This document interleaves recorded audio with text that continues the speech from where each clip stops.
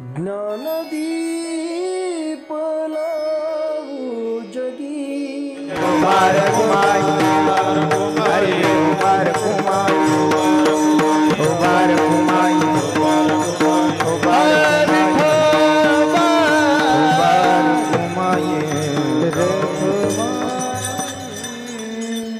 बळीयाचे अंकित आम्ही झालो बळीवंत, लाथाळीला हा संसार केला षडउर्मीचा मार.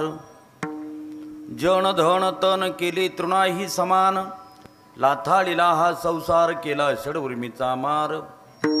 तुका म्हणे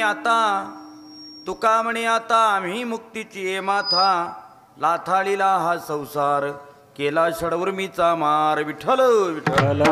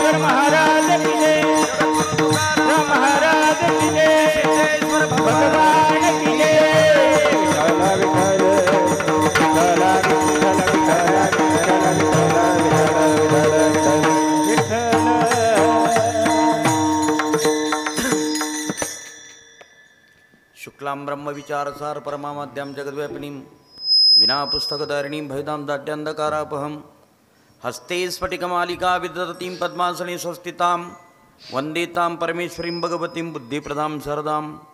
मनोजवं मारुत्तुल्यवेगं जितेन्द्रियं बुद्धिमतामुरिष्ठं वातात्मजं वानर्योतमुख्यं श्रीरामदूतं शरणं प्रपद्ये.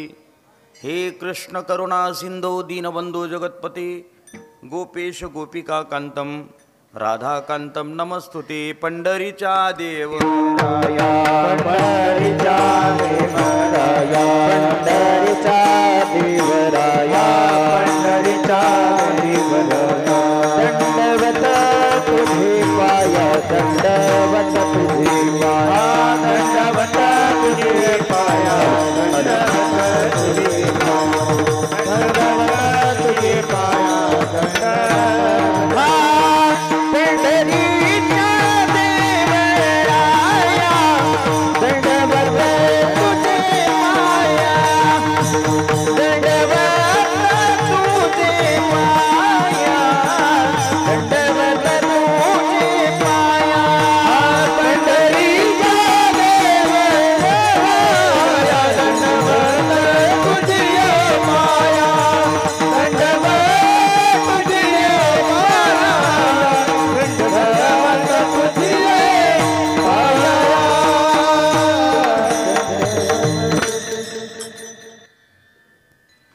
पवित्र अशा नगरीमध्ये नायगाव तालुका पुरंदर स्थित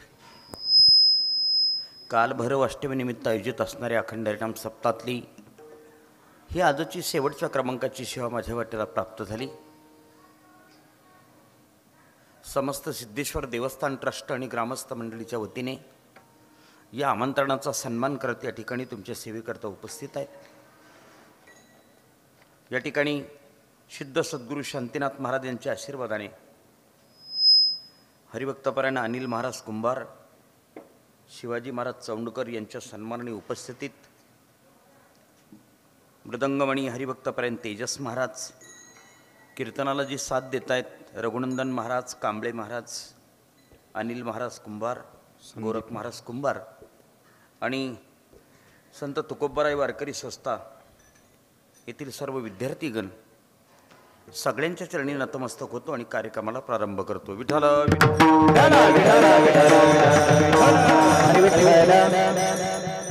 ज्यांच्या माध्यमातून कार्यक्रमाला येणं होतं आदरणीय हरिभक्तपरायण या मंडळाचे अध्यक्ष आदरणीय श्री दिलीप मामा मोरे, मोठ्या महत्प्रयासाने त्यांनी मागच्या वर्षापासून या कार्यक्रमासाठी मला आग्रह केला होता, पण मागच्या वर्षी काही तारीख बसली नाही. यावर्षी ते म्हटले ताबडजोन खूप लवकर त्यांनी फोन केला आणि ही सेवा त्यांना देता आली. मध्यंतरी जवळ पारगावला कार्यक्रमाला आलो असताना त्यांची भेट पण झाली. आनंद वाटला. प्रथमतः तुमच्या सगळ्या गावाला आणि या सिद्धेश्वर मंडळाला मी मनपूर्वक धन्यवाद प्रदान करतो.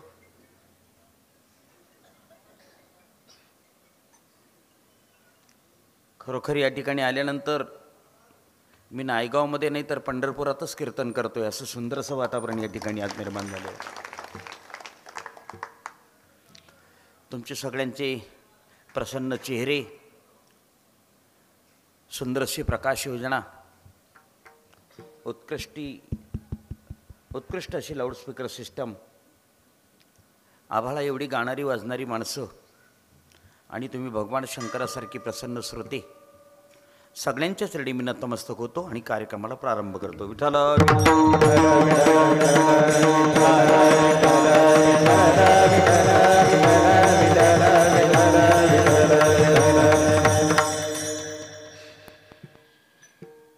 गाव तसं तुमचं संपन्नच आहे.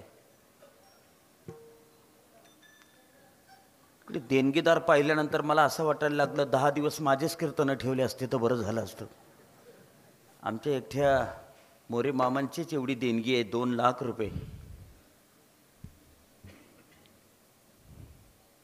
काय होतं ना महाराज, एक वाक्य सांगतो मी तुम्हाला. आपल्या हिंदू धर्म संस्कृतीमध्ये दानाला खूप मोठं महत्त्व आहे महाराज, खूप मोठं महत्त्व आहे. माणसाला कोणाकडे काही मागणं मागायची वेळ यावी याच्या आधी तो मेलेला बरा, असं एका रहिमन नावाच्या कवीचं मत आहे महाराज. वाक्य नीट आहे का मामा?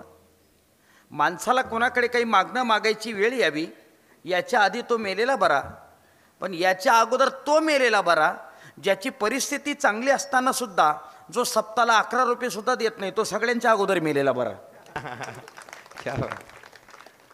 रहीमन ओनर मर चुके जो कहीं मांगने जाए, उनसे पहिले तो वो मरे जो मुख निकसत नाही. सप्ताला वर्गणी देण्याची वेळ आली की जे तोंड उतरून बसतात ते अगोदर मेलेले बरी म्हटलेत. सावध राहा.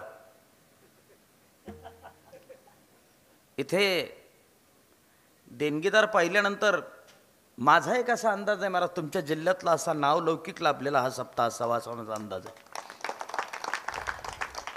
आणि कोणाच्याही नजरेत भरावं इतकं सुंदर नियोजन, इतकी सुंदर व्यवस्था, मलाही कीर्तन करण्याचा मोह आवरणार नाही.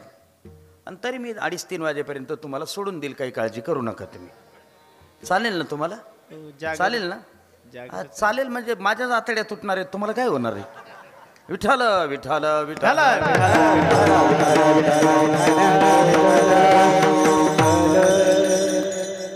इतर पण मंडळीचा विचार आहे, विचार गेले 8 दिवसापासून सारखे या ठिकाणी उभे आहेत. गायक असतील, वादक असतील. लवकरात लवकर सेवा आटोपण्याचा प्रयत्न करेल, काळजी करू नका. जगद्गुरु तुकोबराय यांचा अभंग सेवेकरता निवडलेला आहे. प्रस्तुतच्या अभंगातून तुकोबराय आपल्या अंगामध्ये असणाऱ्या शक्तीचं किंवा बलाचं प्रतिपादन करतायत.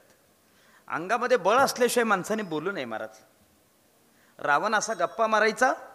रावण कुठला होता? रावण कुठला होता तो?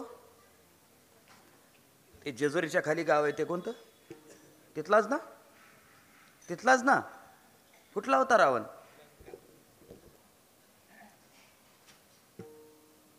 बट्ट्याबोळ झाला महाराज आमच्या संस्कृतीचा. पोरांना अजून रावण कुठला होता हे पण माहिती नाही. काय हरकत नाही. लंकेतला राजा रावण असा गप्पा मारायचा, मी हे करेल, मी ते करेल, मी हे करेल, मी ते करेल. एके दिवशी त्याच्या बायकोनेच आव्हान दिलं मंदधरीने, मालक तुम्ही बलवान आहात हे नक्की आहे, पण तुमच्यापेक्षा राम 10 पटीने बलवान आहे, विसरू नका. माझ्यापेक्षा राम कसा बलवान असू शकतो? हो, 18 पद्म वाहणार आहेत म्हटले त्याच्याकडे. किती? 18 पद्म. आले भाऊ, बसा. अजून जाणार आहेत का थोड्या वेळात? येताना हातपाय धुवून या मात्र तेवढे. हां, आपल्याला सोय पाहिजे होती जाऊन यायची खरं म्हणजे.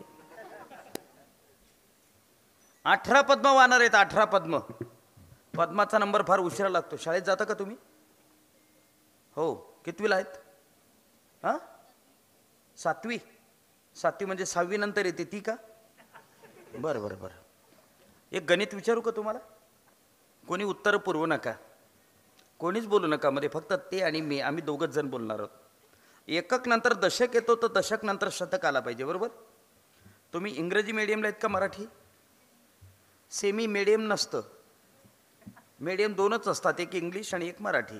तुम्ही कोणत्या मीडियमला आहेत? मराठी. मराठी मीडियममध्ये तुम्ही सेमी शिकतायत.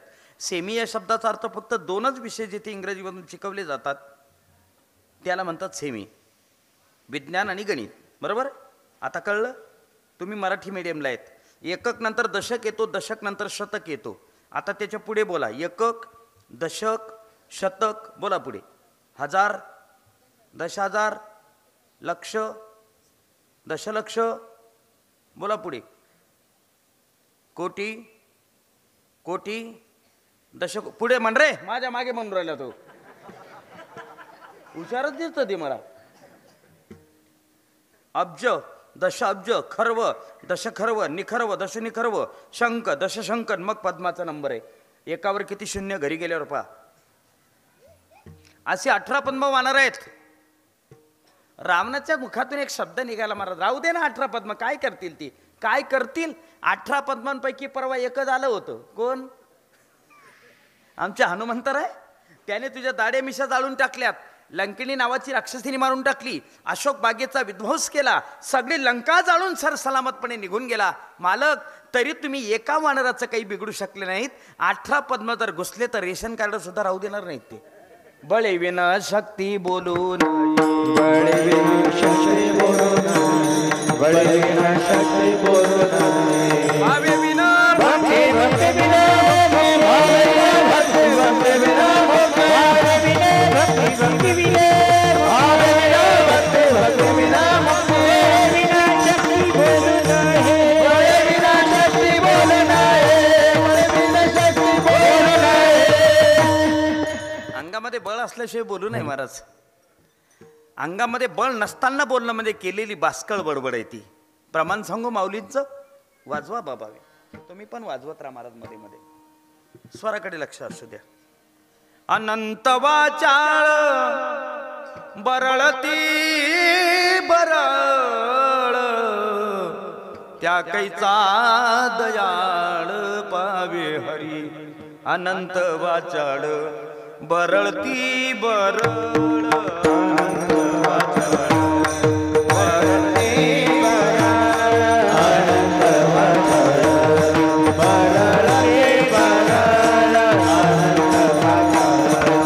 बरळती बरळ, अनंत वाचाळ बरळती बरळ,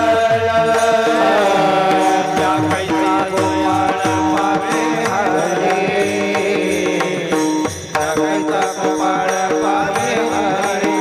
हरी मुखे म्हणा, हरी मुखे म्हणा, हरी मुखे म्हणा, हरी मुखे म्हणा, टाकायचे गोपाळ पावे हरी, टाकायचे गोपाळ पावे हरी. हरी मुखे म्हणा, हरी मुखे म्हणा, हरी मुखे म्हणा, हरी मुखे.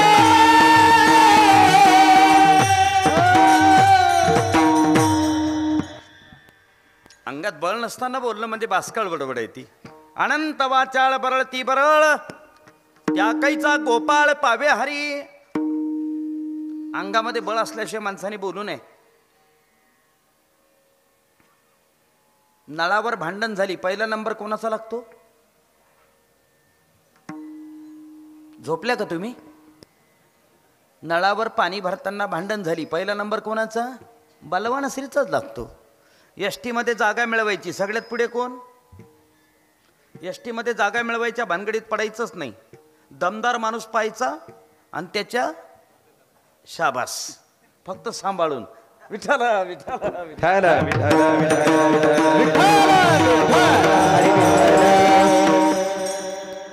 चला, व्यवहारामध्ये बळाचे काही प्रकार आहेत तेवढे सांगतो मामा.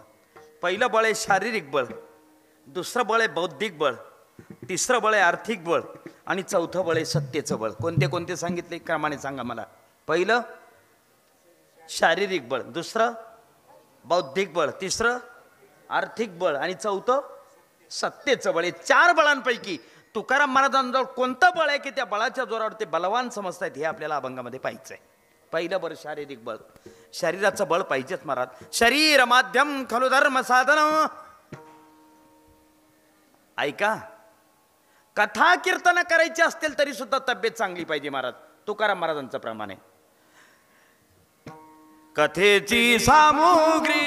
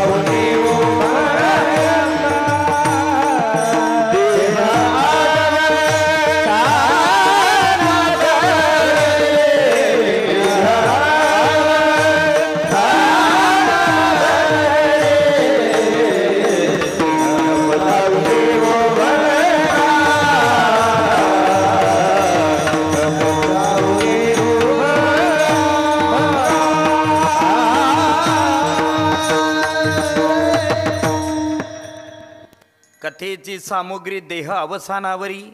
नको जाऊ देऊभंगा गात्रे माझी पांडुरंगा. कथा कीर्तन करायची असतील तरी तब्येत चांगली लागते. म्हणून कीर्तनकारांच्या तब्येती चांगल्या असतात. माझ्यासारखं एखादं वायवार सोडून द्या, पण बहुतेक कीर्तनकारांच्या तब्येती चांगल्याच असतात. शरीर चांगलं पाहिजे महाराज, पण याचा अर्थ खूपच चांगलं पाहिजे असं नाही बरं का. काही काही लोकांच्या तब्येती खूपच चांगल्या असतात हो. आमच्या शहरात एक व्यापारी होता महाराज, त्याचं वजन फक्त 180 किलो होतं. फक्त 180 किलो होतं. तो रिक्षावर दुसऱ्याला बसूच द्यायचा नाही, म्हणजे जागाच नाही राहायची तर काय बसू देईल म्हणा. योगायोग महाराज, एके दिवशी त्याच्या घरामध्ये चोरी झाली. त्या चोराची चोरी करून बाहेर पडण्याची घाईन त्याला जाग यायची घाई एकच झाली. त्यानं तो चोर धरला, जमिनीवर आपटला आणि त्या चोराच्या छातीवर जाऊन बसला. त्या चोराचं वजन 42 किलो. विचार करा, त्याला खाली माळ शिरत दिसत असेल का पुरंदर दिसत असेल बरं. तेवढ्या गर्दीमध्ये तो व्यापारी आपल्या पोऱ्याला उठवतो. बाळू उठ रे, पोलिसांना बोलून आण, मी चोर पकडलाय म्हणे. ते पोरग उठून उभं राहिलं, आपल्या बापाला विचारतं चोर कुठे, त्याला दिसत सुद्धा नव्हता. हा पाय मी त्याच्या छातीवर बसलो, जाय पोलिसांना बोलून आण म्हणे. अंधार होता. ते दाराजवळ गेलं, 10 मिनिटं झाली, चप्पल सापडत नव्हतं. पुन्हा आवाज दिला त्या व्यापाऱ्याने, काय रे बाळू गेला नाही का, अजून 10 मिनिटं झाले. तो म्हणे बापू जातो, चप्पल सापडत नाही म्हणे. चप्पल, तो चोर म्हणे तुझी सापडत नसेल तर माझी घालून जाय, पण लवकर जाय, मारून टाकेल म्हणे. एवढी माणसं तब्येतीने असतात. एक वाक्य सांगू, या जगात खायला मिळत नाही म्हणून माणसं कमी आजारी आहेत महाराज. इतके खाऊन खाऊन आजारी पडलेत, काय सांगू तुम्हाला. जेवण करत असताना पोटाचे 4 भाग पाडायचेत. 2 भाग अन्नाने भरायचेत, 1 भाग पाण्याने भरायचा आणि 1 भाग श्वासोश्वासाकरता रिकामा ठेवायचा. याला म्हणतात जेवण. लोक असं जेवण करतात, 2 भाग अन्नाने भरायचे ते पण अन्नानेच भरतात, जो पाण्याने भरायचा तो पण अन्नानेच भरतात. श्वासोश्वासाच्या भागावर जेव्हा अतिक्रमण होतं तेव्हा आतून पत्र येतं, कृपया माल पाठवणे बंद करा, गोडाऊन फुल झालेला आहे. अधिक पाठवण्याचा प्रयत्न केल्यास उर्वरित बाहेर येण्याची दाट शक्यता आहे. कळावे आपला डेकर. डेकर म्हणजे पत्र आहे. लोक तारला जुमानत नाही तर पत्राला काय जुमारतील. इतकं पण खातात लोक. सावध राहा महाराज, सावध राहा. जेवण कसं करावं याच्याकरता सुद्धा गाथा वाचावी लागते महाराज. ऐका, माझ्या तुकोबारांचं सिद्धांत, माझ्या तुकोबारांचं लेखन आज सामान्य महाराज. माणसाने परमार्थ कसा करावा हे तुकोबारांनी सांगावं यात नवल नाही. अरे जेवण कसं करावं हे सुद्धा तुकोबारांनी सांगितलं. युक्त आहार विहार, युक्त आहार विहार,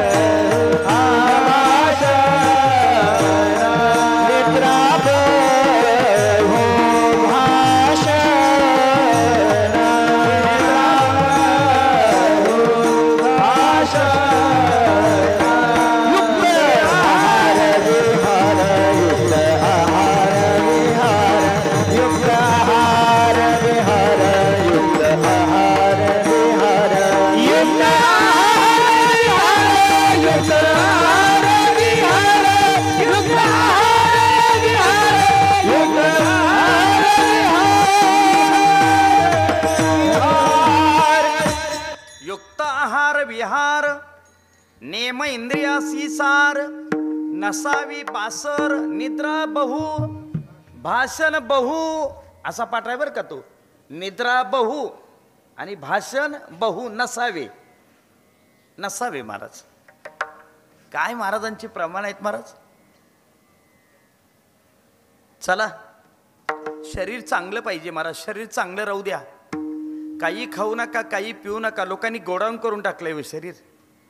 गोडाऊन करून टाकलंय महाराज. नवल वाटतं. झाडाचा पाला आणि कंदमुळं खाऊन ऋषीमुनी हजार हजार वर्ष जगत होती. काजू बदाम खाऊन सुद्धा लोक 40-40 वर्ष जगत नाही. हे नवल आहे महाराज. काय खायचा हा तुमचा प्रश्न आहे. फक्त कसं खायचं हे साधू संतांनी सांगितले. मात्र मांसाहार आपला आहारच नाही महाराज. मांसाहार करणाऱ्या माणसांना सावध राहा. मांसाहार करणं आपला आहारच नाही. मांसाहार कोण करतं माहितीये? जे प्राणी जिभेने पाणी पितात, ज्यांचे देह आडवे आहेत आणि ज्यांचे दात सुळासारखे आहेत, त्यांना मांसाहार करण्याचा अधिकार आहे. सिंह कितीही म्हातारा झाला तरी गवत खात नाही आणि गाय कितीही म्हातारी झाली तरी मांस खात नाही. निसर्गाने ज्याचा त्याचा आहार नेमून दिला. फक्त मनुष्यच असा बेताल प्राणी जो काही खायला लागला, काही प्यायला लागला. म्हणून जून महिन्याचा पाऊस डिसेंबर महिन्यामध्ये पडायला लागला. मला सावध राहा. काही खातात. मांसाहार करणं आपलं काम आहे. मामा ते एका ठिकाणी कार्यक्रमाला गेलो. त्या घरामध्ये 4 भाऊ होती. 3 माळकरी आणि 1 बिगर माळकरी. ते घरातले माणसं मला म्हणे, महाराज या आमच्या एका भावाला सांगावं म्हणे, हा माळच घालत नाही. त्याला म्हटलं तुम्ही एक काम करा, त्याला माझ्याबरोबर जेवायला बसवा. बसवलं जेवायला. जेवता जेवता मी त्याच्या गळ्याला हात लावला. काय रे भाऊ तुझ्या गळ्यात माळा नाही? तो म्हणे नाही. घरातले सगळे माणसं माळ करीन, तू एकटाच बिगर माळ करी. तो म्हणे महाराज मला पाहुण्यांकरता ठेवलंय म्हणे.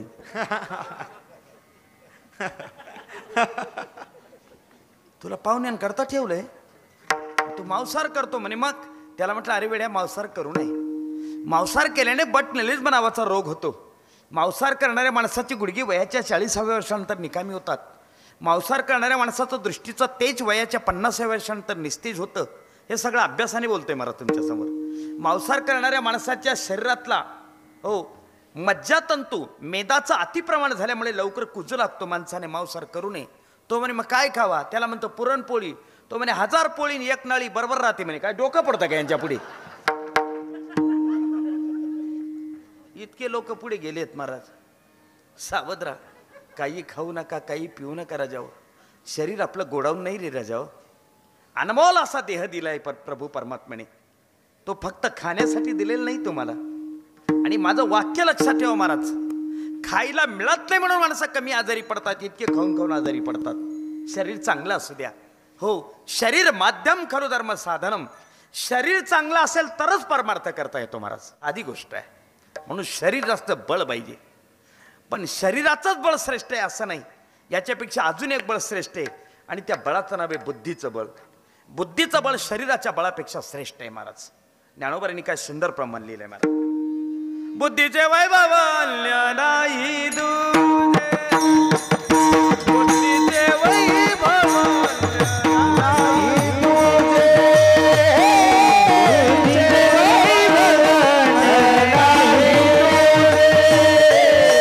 बुद्धीचे वैभव नाही दुजे, बुद्धीचे वैभव नाही बुद्धीचे वैभव नाही तुझे. क्या बात है?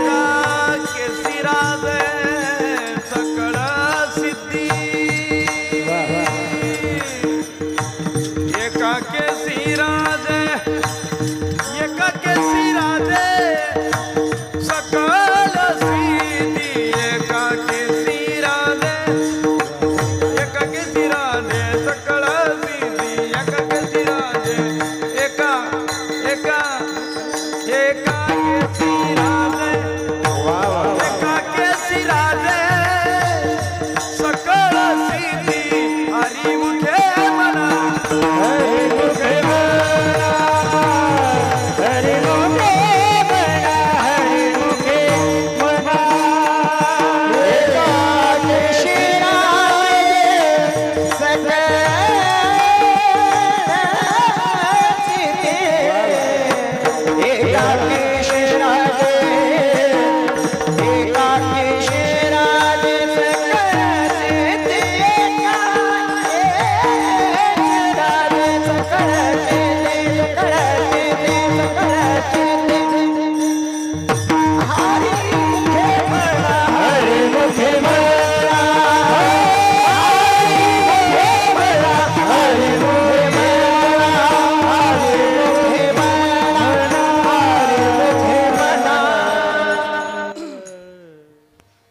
शरीराच्या बळापेक्षा बुद्धीचं बळ श्रेष्ठ असतं महाराज.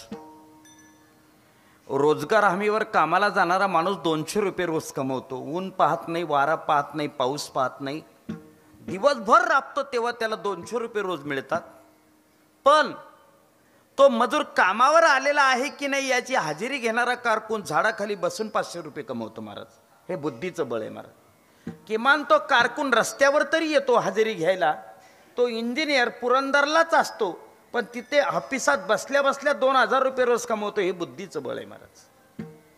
लक्षात ठेवा, शरीराने संपन्न असणारी माणसं बुद्धिवान माणसाच्या हाताखाली कामाला असतात महाराज. त्याचं कारण असं आहे, ज्याच्याजवळ हे भरपूर असतं त्याच्याजवळ हे कमी असतं महाराज.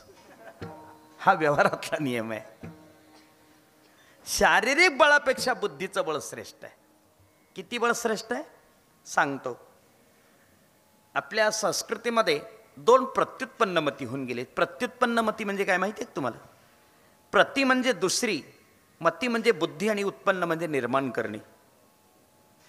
त्याच्यामध्ये पहिला नंबर आहे बिरबलाचा आणि दुसरा नंबर आहे कालिदासाचा. यांच्या बुद्धीला तोडच नाही मामा. बिरबलच. संध्याकाळची वेळ होती आणि बिरबल संध्या करत बसला होता. हातात अर्घ्य घेतलं. स्वस्ति न इंद्रो वृद्धस्रवाः स्वस्ति न पूषा विश्ववेदाः स्वस्ति नस्तारक्षो अरिष्टनेमी. कोणीतरी आवाज दिला, बिरबल. बादशाहने बुलाया. अर्घ्य पूर्ण सोडलं. उठला. का? इंग्रजीमध्ये एक म्हण आहे, बॉस इज ऑलवेज राईट. तो कितीही मूर्ख असला तरी तो बरोबरच असतो, कारण तो बॉस असतो. तो कितीही मूर्ख असू देत पण तो बरोबरच असतो. Boss is always right. उठला, बाहेर निघाला बिरबल. मनामध्ये खंत होती. कसली? आपली संध्या अपूर्ण राहिल्याची. बादशाकडे गेला, हात जोडून उभा राहिला. काय बादशाह, फिरायला जायचं आपल्याला, संध्याकाळची वेळ होती. दोघंच्या दोघं बाहेर निघालेत. आपली संध्या कशी पूर्ण होईल असा विचार बिरबलाच्या मनामध्ये होता. चालता चालता एक तुळशीचं झाड दिसलं. बिरबल जवळ गेला आणि त्याने प्रणिपात केला आणि एक चक्कर मारला, प्रदक्षिणा घातली. बादशाह ने विचारलं, बिरबल ये क्या है? बोले ये मेरी माँ है. तुम हिंदू लोग इतने कैसे पागल है रे? एक पेड़ कभी माँ बन सकता है? हाँ कभी. ये सिर्फ पेड़ नहीं, ये सिर्फ पौधा नहीं, हमारी माँ है, तुलसी माँ. सही में माँ है हमारी. पागल है तुम हिंदू लोग. एक पेड़ कभी माँ बन सकता है? जवळ गेला तो बादशाह. बादशाहचा आणि तुळशीचा काहीच संबंध नव्हता, कारण तो मुस्लिम होता. मुसलमानाच्या दारासमोर तुळशी कधीच नसते. ज्याच्या दारासमोर तुळशी नसते त्यालाच मुसलमान असे म्हणतात. पटलं तर पाणी तर द्या सोडून. जवळ गेला बादशाह. ते तुळशीचं झाड धरलं, असं उपटलं आणि दिलं फेकून. वाईट वाटलं महाराज बिरबलाला. आपल्या आईच्या अंगाला हात लावला याने, याचा काटाच काढतो म्हणे. 2 परलांग पुढे चालत गेला आणि काचकोयरीचं झाड दिसलं. तुमच्याकडे काय म्हणतात त्याला? आग्या. बरोबर आहे. आग्याचं झाड दिसलं. जसं आग्याचं झाड दिसलं, हो, बिरबलाने असा लांबूनच नमस्कार केला त्याला. बादशाहने प्रश्न विचारला, बिरबल ये क्या है? बोले ये मेरे पिताजी है. आता ज्याला आई सण झाली नाही त्याला बाप सण होईल का महाराज? आता याला काय माहिती त्या झाडाचा काय प्रताप आहे. जसं जवळ गेलं आणि त्या झाडाला हात लावलं. हात लावल्याबरोबर त्याची धूळ उठली आणि बादशाहच्या अंगावर बसली. असा 10 व्हायला लागला. 5-5 फूट उड्या मारायचा. 5-5 फूट. बिरबल ये क्या हुआ? बिरबल ये क्या हुआ? बिरबल ये क्या हुआ? बोले बादशाह मेरी माँ अच्छी है लेकिन अपना बुढ़िया बहुत खराब है. याला प्रत्युत्पन्नपती म्हणतात महाराज. बिरबल याच्यापेक्षा विद्वान होता महाराज. कोण? कालिदास. त्याची तर सगळी नगरीच पंडितमय होती महाराज. कालिदास इतका विद्वान होता, त्याच्या नगरीतली सगळी माणसं पंडिती काव्यामध्ये उत्तर द्यायची. एक सहज प्रसंग आठवला म्हणून सांगतो. एक 5 तास असा रस्त्याने चालला होता. आणि एक सुंदर तरुणी एका गॅलरीवर उभी होती. ती इतकी सुंदर होती, तो पांतस्त तिच्याकडे पाहत राहिला आणि पाहतच राहिला. तो पुढे जात नाही म्हणून त्या मुलीने त्याला काय उत्तर दिलं ऐका. अरे दुसऱ्या, तुझ्या तिसऱ्याची अपेक्षा करतोस, पण मी 5ची 6वी असल्यामुळे तू 11व जरी माझ्या घरी डोक्यावर घेऊन पाणी भरलं तरी मी तुझी होणार नाही म्हटले. कळलं का तुम्हाला? तुमचे चेहरे सांगतायत मला कळलं का नाही असं. तिने राशी चक्रातून उत्तर दिलेत. राशी किती आहेत एकूण? 12. सांगा कोणत्या कोणत्या? आता तुम्हीच सांगितलं ना 12, मग सांगा ना कोणत्या? मेष, वृषभ, क्रमाने सांगा ना, क्रमाने सांगा भाऊ, क्रमाने सांगा. मेष, वृषभ, मिथुन, कर्क, सिंह, कन्या, तूळ, वृश्चिक, धनु, मकर, कुंभ आणि मीन. ती मुलगी काय म्हटली त्याला बघा. अरे दुसरी रास आहे वृषभ. वृषभ म्हणजे बैल. काय म्हटली ती त्याला? आता अर्थ तुम्ही लावा. अरे दुसऱ्या, तुझ्या तिसऱ्याची अपेक्षा करतो. तिसरी रास आहे मिथुन. मिथुन म्हणजे विषयिक सुख. तुझ्या विषयिक सुखाची माझ्याकडून अपेक्षा करतोस, पण मी 5ची 6वी असल्यामुळे 5वी रास आहे सिंह आणि 6वी रास आहे कन्या. मी सिंहाची मुलगी असल्यामुळे तू 11व जरी डोक्यावर घेऊन माझ्या घरी पाणी भरलं, 11वी रास आहे कुंभ. कुंभ म्हणजे घडा घेऊन जरी तू माझ्या घरी पाणी भरलं तरी मी तुझी होणार नाही, जाय म्हटले. तर सामान्य माणसं जर एवढी पंडिती काव्यातून उत्तर देत असेल तर कालिदासाचं काय महाराज? कालिदास तर महाविद्वान होता महाराज. त्याची ख्याती सर्वदूर पसरली, पण त्याच्याच नगरीतल्या काही पंडितांना हे सहन होत नव्हतं. ते 2-3 पंडित एकत्र झालेत आणि बादशाहकडे आलेत आणि त्या बादशाहला सांगितलं, बादशाह तुझ्या नगरीमध्ये, तुझ्या राज्यामध्ये कालिदास नावाचा पंडित आहे. तुला असं वाटतं तो विद्वान आहे, त्याला असं वाटतं तू विद्वान आहे, पण तुम्हाला माहितीच नाही अजून तुमच्या दोघांपेक्षा अजून नगरीमध्ये लोक विद्वान आहेत. भोजराजा म्हणे काय हरकत आहे, मी तुमची परीक्षा घेईल. तुम्ही जर कालिदासापेक्षा विद्वान असले तर मी तुम्हाला ठेवेल, त्याला काढून टाकेल. चालेल, या उद्या 11 वाजता. दुसऱ्या दिवशी 11 वाजता दरबार भरला महाराज. आणि त्या दरबारामध्ये माणसं येऊन बसलीत आणि त्याच्यानंतर भोजराजा आला. भोजराजा आल्याबरोबर सगळी नगरीतली माणसं उभी राहिलीत. भोजराजा खाली बसला आणि मग नगरीतली माणसं बसलीत. आता ऐका बरं का पुढचं महाराज. पुढचं असं आहे, भोजराजा आल्यावर फक्त नगरीतले माणसंच उभे राहिले होते, पण जेव्हा कालिदास आला तेव्हा नगरीतले लोक तर उभे राहिली, पण स्वतः भोजराजा सुद्धा उभा राहिला. का माहितीये तुम्हाला? मूर्ख माणसाची घरात पूजा केली जाते, वेड्या माणसाची गावात पूजा केली जाते, राजाची देशात पूजा केली जाते, पण विद्वान सर्वत्र पूज्यते. विद्वानाचं सगळं जग पूजा करत असतं महाराज, सगळं जग पूजा करत असतं. कालिदासाला पाहिलं, भोजराजा स्वतः उभा राहिला, राजदंड उभारला आणि सभेला सुरुवात झाली. भोजराजा उभा राहिला आणि कालिदासाला सांगितलं, कालिदासा तुला आज शांत बसावं लागेल. म्हणे का बरं?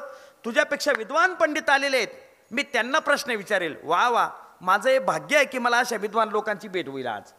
कालिदास असा बाजूलाच बसला होता आणि ते तिघं पंडिताशी समोर बसले होते. आता भोजराजा स्वतः विद्वान होता महाराज. त्या भोजराजाने त्या कालिदासाला प्रश्न न विचारता तिघा पंडितांना सांगितलं, तुम्ही तयार आहेत का? म्हणे हो. विचारू का प्रश्न? विचारा. सांगा. नाहम कशामी रोमतले, माझ्या तळहातावर केस का नाहीत? तुझ्या तळहातावर आहेत का? पाहतो तो पाहून राहिला, पाहतो तुझ्या हातावर आहेत का? पाहतो तुमच्या नाही ना? नक्की पाहून घ्या, एकदा पाहून घ्या. आणखी नाही, यांच्या हातावर नाहीत, माझ्या हातावर नाहीत, यांच्या हातावर नाहीत, त्यांच्या हातावर नाहीत. त्याला काय उत्तर? भोजराजाचा प्रश्न आहे, सांगा. नाहम कशामी रोमतले, माझ्या तळहातावर केस का नाहीत? कोणीच उत्तर द्यायला तयार नाही. 1, 2, 3 तुमची वेळ संपली. आता तुम्ही स्पर्धेतून बाद. एक उभा राहिला, तो म्हणे थांबा, या प्रश्नाचं उत्तर कालिदासाने द्यावं तरच आम्ही हारलो, नाही तर हारणार नाहीत. चालेल कालिदासा, माझ्या प्रश्नाचं उत्तर देशील? असा वाकून उभा राहिला आणि सांगितलं, प्रयत्न करेल. काय बोलला? प्रयत्न करेल. हो, विद्वान सर्वत्र पूज्यते, पण कशाने? विद्या विनयेनं शोभते. माणूस किती विद्वान असू द्या महाराज, पण नम्रतेशिवाय शोभून दिसत नाही. नम्रतेशिवाय शोभून दिसत नाही. नम्रपणे वाकलान सांगितलं, मी प्रयत्न करेल. वा. सांग कालिदासा, नाहम कशामी रोमतले, माझ्या तळहातावर केस का नाहीत? बंदुकीतून गोळी सुटावी असं कालिदासाने उत्तर दिलं. राजा, या पंचकृषीमध्ये अनेक राजे आहेत, पण तुझ्यासारखा दानशूर राजा कोणीच नाही. दान देऊन तुझ्या तळहातावरची केस उपटून गेली म्हणे.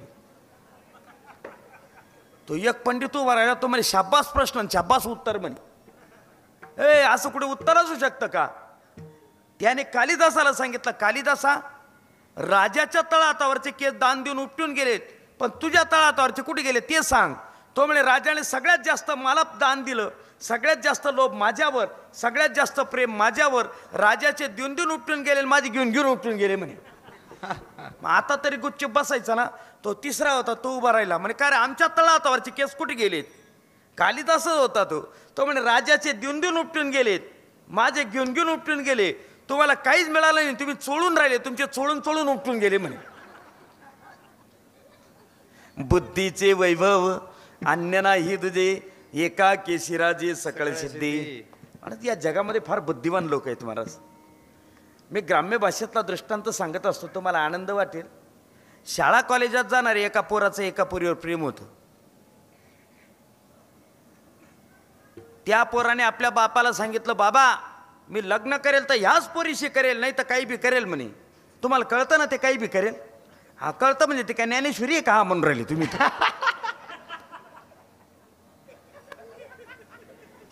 ते बापाने सांगितलं, भाऊ त्या पोरीच्या नादी लागू नको, तिचा बाप करोडपती आहे, तिचा बाप करोडपती आहे. आपल्याला ग्रामपंचायतीने 4 पत्रे मंजूर केले होते, तिथे आपलं घर आहे.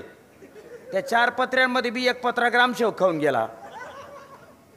3 पत्र्यावर आपलं घर उभं. तो मुलगी कसा देईल ते तू पाय, पण पोरगी करेल तर तीच करेल. बाप आहे मारा, तो रडायला लागला. हो रडायला लागला. एक एजंट होता गावामध्ये लग्न जमावणारा. प्रत्येक गावात असतात ते 2-2, 4-4. तुमच्याकडे बी असतीलच ते. त्यांचा धंदा बोलता जोरात राहतो 4 महिने. त्या एजंटकडे गेला आणि सांगितलं एवढी पोरगी मिळायला पाहिजे भाऊ आपल्याला, नाही तर पोरग मरून जाईल रे माझं. तो म्हणे काळजी करू नको. गेला तो एजंट मुलीच्या बापाकडे, ए मुलगी देऊन टाक रे. तो म्हणे देणार नाही. म्हणे का बरं. आम्ही दनचोट ते नंगचोट, नाही मिळणार मुलगी. अरे असं करू नको. जर तू मुलगी नाही दिली आणि त्या पोराने त्याच्या जीवाचं बरं वाईट करून घेतलं तर सेंट्रल जेलमध्ये खडी फोडत बसशील तू. मुलगी देऊन टाक साना असशील तर. मग त्या पोरीच्या बापाचं इंडिकेटर लागलं. तो म्हणे बरोबर आहे, पोरगी तर द्यायची, पण अशी आड घालायची की यांनीच नाही म्हटलं पाहिजे पोरगीला. तो म्हणे पोरगी देतो पण एका अटीवर. म्हणे काय. लग्नामध्ये एक सुद्धा म्हातारा दिसणार नाही, सगळे तरुण पोरं आले पाहिजे तरच मुलगी देईल, नाही तर देणार नाही. काय तरी आड घातली म्हणे तू, चल कर तयारी. हा एजंट गेला मुलीच्या बापाकडे, आपल्या मुलाच्या बापाकडे, ए तयारी करा तुम्ही, फक्त एकच आट आहे त्याची. आणि काय, लग्नाला एक सुद्धा म्हातारा न्यायचं नाही. हा नवरदेवचा बाप अख्ख्या भाऊबंधांच्या घरी फिरायचा आणि हात जोडायचा, माझ्या पोराचं लग्न आहे तुम्ही येऊ नका. लोक म्हणे नवीन पद्धत काढली का. अरे तुम्ही येऊ नका म्हणजे तुमच्या पोरांना पाठवा म्हणे. एक म्हातारा एवढं वात्रट होतं महाराज, ते म्हणे मी तर जाईलच म्हणे लग्नाला. अरे पण तुझ्यामुळे तो वरात परत करून दिला येड्या. अरे तुम्हाला काही अक्कल आहे का. ज्या अर्थी मुलीच्या बापाने अशी आड घातली त्या अर्थी त्याचा काहीतरी फसवण्याचा प्लॅनिंग आहे, म्हणून मला जाऊ द्या. अरे पण तुला पहिल्यावर तो वरात परत करेल ना. तो म्हणे काळजी करू नका तुम्ही. म्हाताऱ्याने जीनची पॅन्ट घातली. जीनची पॅन्ट म्हणजे अशी प्रॉडक्ट आहे महाराज, काय सांगाव तुम्हाला. तिला मेंटेनन्सच नाही हो काही. ती धुवावी केव्हा लागते महाराज, जेव्हा वास येतो तेव्हा, त्याशिवाय धुवायचीच नाही ती. 2 महिन्याच्या आत धुतली तर जीनच नाही ती. म्हाताऱ्याने जीनची पॅन्ट घातली, कॉटनचा टी-शर्ट घातला, 50 रुपयाचा गॉगल लावला, उलटा भांग पाळला आणि एका कोपऱ्यामध्ये गुटखा ठेवला. म्हातारा एवढं तरुण दिसत होतं महाराज. त्या मुलीच्या बापाने तरुण पोरांना चेक केलं पण म्हाताऱ्याकडे पाहिलं सुद्धा नाही हो. ते पोरीचं बाप म्हणे काय फसलो रे आपण, यांनी तर आपली पहिली आठ पूर्ण केली. ते उभं राहिलं, थांबा थांबा माझी दुसरी आठ पूर्ण करा, त्याशिवाय मुलगी देणार नाही म्हणे. पोरं म्हणे आता काय राहिलं. हो माझी अजून एक आठ आहे. म्हणे काय. माझ्या गावाला पाण्याने भरून वाहणारी नदी दुधाने भरून द्या तरच मुलगी देईल, नाही तर देणार नाही. पोरं म्हणे आता गेली पोरगी, आता नाही मिळत. पहिली आठ पूर्ण केली आपण, दुसरी आठ कशी शक्य हो. पाण्याने भरून वाहणारी नदी दुधाने भरता येईल का, शक्यच नाही. चला आता गाडीत बसा निघा परत, पोरगी मिळत नाही. एक पोरग म्हणे थांबा ते म्हातारा कुठे गेलं त्याला पहा म्हणे. ते म्हातारा पानटपरीवर होतं. आणलं त्याला धरून, बाबा गाडीत बस घरी जायचे. आणि पोरगी मिळणार नाही म्हणे. का बरं. त्या पोरीच्या बापाने दुसरी आड घातली. असं चला माझ्या बरोबर. म्हातारं पुढे आलेत मुलीच्या बापाकडे. काय आठ आहे रे तुझी, तू कोण आहे, तुला काय घे, तुझी आठ सांग. माझ्या गावाला पाण्याने भरून वाहणारी नदी दुधाने भरून दे. म्हातारा म्हणे देतो भरून. मुलगीचा बाप म्हणे दे भरून. म्हातारा म्हणे पाण्याची दे खाली करून. तुम्हाला पाण्याची कशी खाली करता येईल, मग त्याशिवाय दुधाची कसं पेरता येईल येड्या खोपडीचा?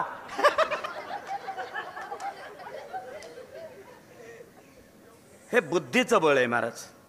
तुम्हाला असं वाटतं का आपण विद्वान होतास? आपल्यापेक्षा लोक फार विद्वान आहेत महाराज. काय सांगावं तुम्हाला, आपल्यापेक्षा लोक विद्वानच आहेत आणि असं म्हणूनच जगावं लागतं महाराज. या जगात कौटिल्य नावाचा एक शास्त्रकार होऊन गेला. त्याचं असं मत आहे, या जगात तुम्हाला यशस्वी व्हायचं असेल तर वेड्यासारखं राहावं, आतून मात्र बुद्धिमान असावं. का? या जगात काटेकोरपणे वागणाऱ्याला कायदे कानून खूप असतात आणि वेडं बनून जगणाऱ्याला फायदे खूप असतात महाराज. यशस्वी व्हायचं असेल ना, वेडं बनून जगलं पाहिजे, आतून मात्र बुद्धिमान. तुम्ही म्हणाल मी फार शहाणा, नाही रे, तुझ्यापेक्षा लोक फार शहाणे आहेत भाऊ. एक भिकारी असं रस्त्याने चाललं होतं आणि जोराचा पाऊस चालू झाला. त्याने एकच विचार केला, असाच पावसात भिजलो तर केस ओले होतील, सर्दी होईल, ताप येईल, डॉक्टरकडे जायला पैसा नाही, करायचं काय? पोलीस स्टेशनच्या समोर जाऊ, एखादा गुन्हा करू, पोलीस आपल्याला पकडतील, रात्री लॉकअपमध्ये ठेवतील, जेवायला बी देतील आणि सकाळी सोडून देतील.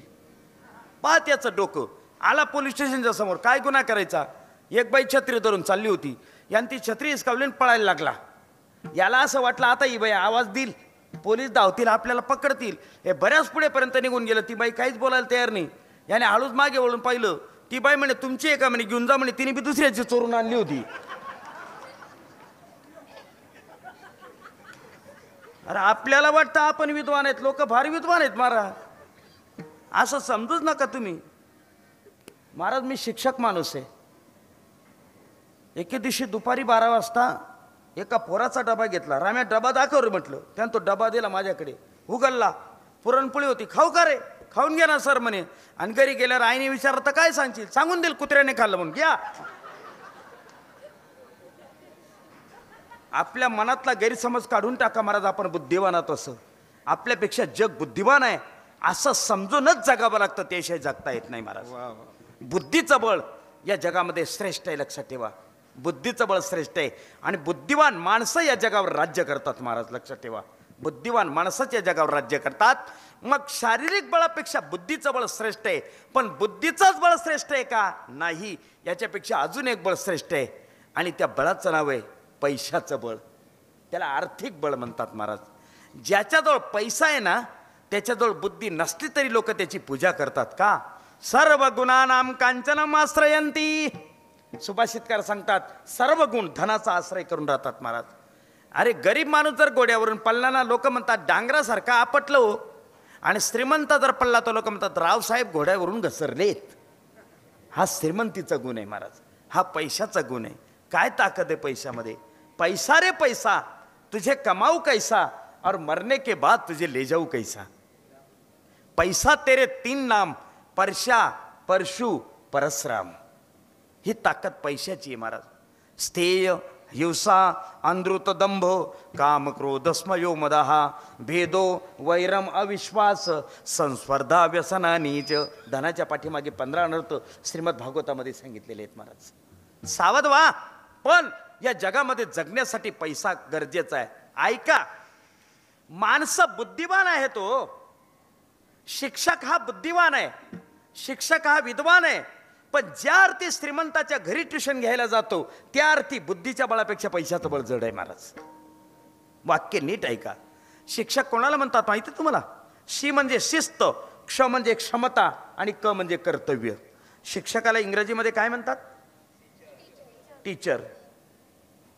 टीचर शब्दाची स्पेलिंग सांगा. काय बोलतो? नीट सांग राजा. चूक सांग. हा बरोबर. TEA. तू एक कुठे मला शिरतला सोडून आला होता. TEACHAR. T means trust, E means efficiency, A means ability, C means character, H means honesty, E means eagerness, R means regularly. Trust म्हणजे विश्वास, इफिशियन्सी म्हणजे लायकी, ॲबिलिटी म्हणजे क्षमता, कॅरेक्टर म्हणजे चारित्र्य, हॉनेस्टी म्हणजे प्रामाणिकपणा, इगरनेस म्हणजे पात्रता आणि रेग्युलरली म्हणजे नियमितपणा. एवढ्या गोष्टी ज्याच्याजवळ त्याला शिक्षक म्हणतात महाराज. वाईट आहे. एक वाक्य सांगू महाराज. शिक्षक विद्वान आहे पण श्रीमंताच्या घरी ट्युशन घ्यायला जातो. बुद्धीच्या बळापेक्षा पैशाचं बळ जड आहे. एक वाक्य सांगेन महाराज. या जगामध्ये शिक्षक शब्दाला काळिंबा त्याच दिवशी लागला ज्या दिवशी गुरु द्रोणाचार्यांनी आपला आश्रम सोडला आणि कौरव पांडवांच्या राजवाड्यात शिकवायला गेले, त्या दिवशी शिक्षक शब्दाला काळिंबा लागला महाराज. सावध व्हा. शिक्षक कितीही गरीब असू देत, पण त्याने विद्यार्थ्याला आपल्या घरी बोलवलं पाहिजे. आपण विद्यार्थ्याच्या घरी जाता कामा नये. पण जर जात असेल तर समजा बुद्धीच्या बळापेक्षा पैशाचं बळ श्रेष्ठ आहे. सावधा. व्यावहारिक दृष्ट्या पैसा कदाचित कामात येत नसेल, पण बलवान आहे पैसा, लक्षात ठेवा. ज्याच्याजवळ पैसा आहे त्याला अक्कल नसते तरी लोक म्हणतात काय विद्वान माणूस आहे हो, तो नाही विद्वान, त्याचा पैसा विद्वान आहे. हो, एखाद्या माणसाला बोलता येत नाही तरी लोक म्हणतात काय वक्ता आहे हो, तो नाही वक्ता, त्याचा पैसा वक्ता आहे महाराज. हो, त्या मुंबई भागात कार्यक्रमाला गेलो होतो मी. एका नगरसेवकाला त्यांनी आभार मानायला उभं ठेवलं महाराज. माझे 2 कीर्तनं होते, रात्रीचं बी आणि काल्याचं बी. तो काल्याच्या कीर्तनाला आभार मानायला आला तो नगरसेवक, आणि जसा माईकवर उभा राहिला तसा थरक्यावाद झाला त्याला. थरक्यावाद कळतो का तुम्हाला? माईक जवळ आल्याबरोबर असा थरथर करायला लागला तो. मग त्याला मागून सपोर्ट दिला मी, आणि मग त्याने सुरू केलं 2 दिवसापासून हे महाराज हे महाराज हे महाराज, गेला अटकून. मग त्याला माझं नाव सांगितलं मी, नरेंद्र महाराज. हां, 2 दिवसापासून हे महाराज या ठिकाणी आलेत आणि सुंदर कीर्तन केलं, त्याबद्दल मी त्यांना श्रद्धांजली वाहतो म्हणे. ए काका,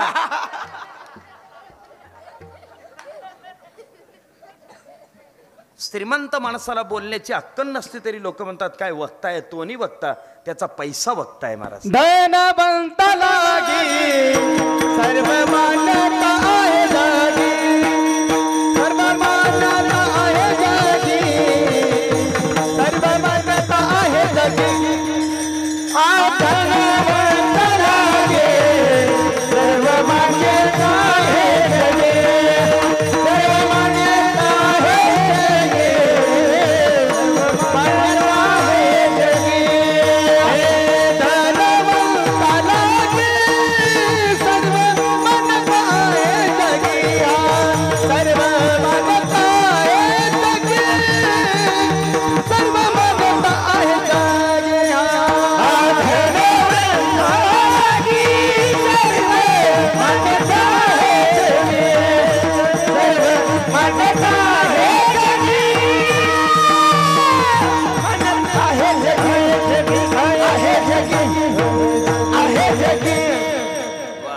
टाळी वाजवा सगळ्यांनी एकदा. का बरं वाजली तुम्ही टाळी? मी सांगितली म्हणून. अशी गोड साथ करणारी मंडळी आहे महाराज. अशी साथ कधीतरी मिळते महाराज. नाही तर काही काही गावांना अशी साथ राहते, त्याच्यापेक्षा ती चिकनगुनियाची साथ बरी.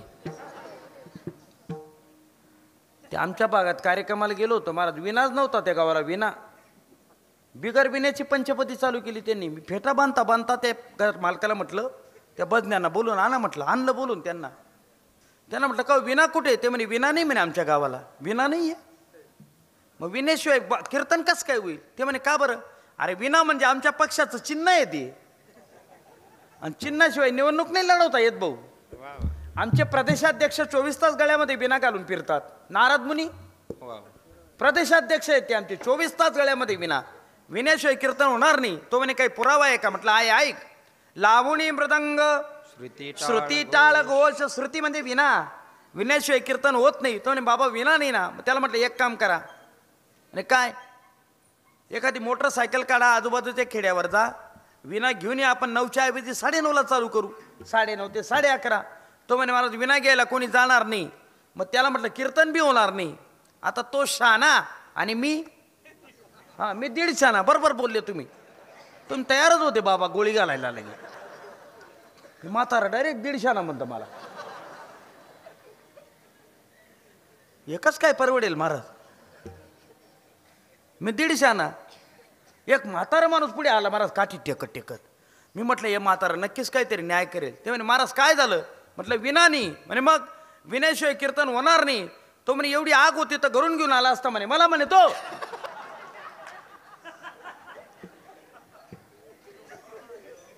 कसा आनंद आहे महाराज. आभाळा एवढी माणसं सगळी गाणारी वाजणारी. आनंद वाटतो मला. BA ला असताना इंग्रजीमध्ये एक धडा होता Maharaj, the power of music, संगीताचं सामर्थ्य.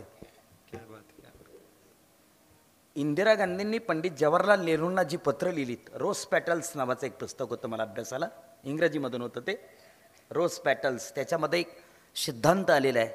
संगीतामध्ये एवढी ताकद आहे महाराज, काय सांगू तुम्हाला. वसुंधरा राजे सरकारने मध्य प्रदेशात एक प्रयोग केला होता. एका बगीचेमध्ये फुलंच फुलत नव्हती महाराज, 6 महिन्यापासून फुलं फुलत नव्हती. त्या बगीचेमध्ये एका रात्री अनुप जलोटाची भजनं ठेवली, दुसऱ्या महिन्याला फुलं आली महाराज त्या बगीच्यामध्ये. द पॉवर ऑफ म्युझिक, हे संगीताचं सामर्थ्य महाराज. आणि हा आनंद कोणाला, ज्यांना कळतो त्याला बरं का.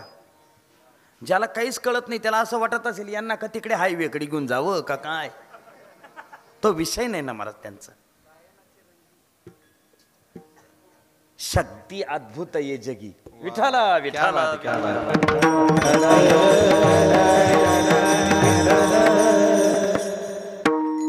आमच्या जिल्ह्यामध्ये एक साध्वी होऊन गेली महाराज, संत रखुमाबाई महाराज म्हणून. तिला महारोग झालेला होता, व्याधी होती. गावाच्या बाहेर तिची झोपडी टाकलेली होती महाराज. आणि एक साधक तिची सेवा करायचे, खंडूबाबा म्हणून. रोज तिला आंघोळ घालायची, कपडे बदलायची, जेवण घालायचे. या मुलाने इतकं वय असेल फार झालं तिचं, रोज सेवा करायची तिची. आणि संध्याकाळ झाली का हरिपाठ म्हणायचे ते. बाबा म्हणायचे ना, सुंदर ते द्यानो बेटीवरी, ती म्हणायची करकट्यावरी ठेवून या. एके दिवशी वारली ती. गावातल्या लोकांनी प्रेत यात्रा काढली, तिचं सगळं शरीर जळून गेलं. गळ्यात ती तुळशीमाळा जशीच्या तशी राहिली महाराज. आजही ती तुळशीमाळा तुम्हाला बघायला मिळेल. या कधी आलात आमच्या भागात तर या, मी तुम्हाला दाखवेन. लोकांनी तिचा फोटो काढला, तो फोटो विठ्ठल मंदिरात लावला आणि त्या फोटोला 30 तुळशीमाळा घातली महाराज. संध्याकाळ झाली, बाबा मंदिरात आले. पाहतात तर काय, आपण रोज जिच्याबरोबर हरिपाठ करत होतो ती रुक्मिणी नाही. रडायला लागले, रडता रडता नाचायला लागले महाराज. आणि नाचता नाचता जेव्हा हरिपाठ सुरू केला, सुंदर ते द्यानं विटेवरी, तो फोटो म्हणत होता करकटावरी ठेवून या. फोटो म्हणत होता महाराज. सामान्य नाही राजा, मी सांगतो तुम्ही ऐकता, तेवढं सोपं नाही ते. अंधश्रद्धा निर्मूलन समितीचे लोक आले मामा. ते म्हटलेत या फोटोला कुठून तरी वायर टाकली म्हटलेत. तो फोटो उतरवला आणि खाली एका तामानामध्ये ठेवला. मग बाबांना सांगितलं आता मनावर हरिपाठ. बाबा रडायला लागलेत. आपण केलेल्या भक्तीवर सामान्य लोकांनी आक्षेप घ्यावा ही कल्पनाच मुळे त्यांच्या अंतःकरणाला रुचत नव्हती महाराज. रडायला लागले, रडता रडता बेधुंद झालेत, नाचायला लागलेत. आणि जेव्हा हरिपाठ सुरू केला, देवाच्या द्वारी उभाक्षणावरी तो फोटो नाचत होता आणि म्हणत होता करकटावरी ठेवून या. मी सांगा पण तुम्ही ऐका बिडी सुपेने महाराज. जगामध्ये तुम्हाला कोणताच परमार्थ करता येत नसेल तर फक्त एकच काम करा, फक्त मुखाने नामस्मरण करा. यापेक्षा जगात कोणताच मोठा परमार्थ नाही राजा, कोणताच मोठा परमार्थ नाही. फार सोपा आहे महाराज, फार सोपा. अरे ज्याला जे काम करायचं ना ते करताना देवाचं नाव घ्या. शेतकऱ्यांनी शेती करा, देवाचं नाव घ्या. व्यापाऱ्याने व्यापार करा, देवाचं नाव घ्या. नोकरदाराने नोकरी करा, देवाचं नाव घ्या. स्त्रियांना तर फार सोपं आहे हो. स्वयंपाक करता करता देवाचं नाव घ्या. स्वयंपाक करता करता ज्या बाईचा नवरा दारू पित असेल आणि त्याची दारू सटावी असं वाटत असेल तर एक प्रयोग करून पहा. आता तुमच्या गावात कोणी दारू पित नाही, त्यामुळे तुम्हाला कळणार नाही तो दृष्टांत. सोपा भाग आहे महाराज, सांगू.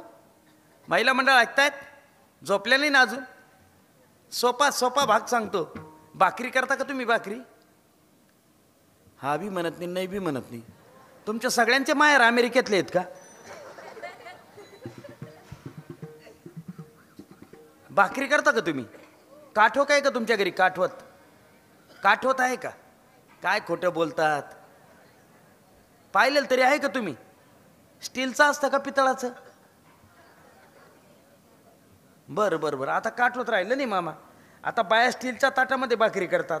ते स्टीलचं ताट दोन्ही पायांच्या अंगठ्यामध्ये असं दाबून धरतात आणि मग त्यांच्या पदस्पर्शाने पावन झालेली भाकर आपण खातो.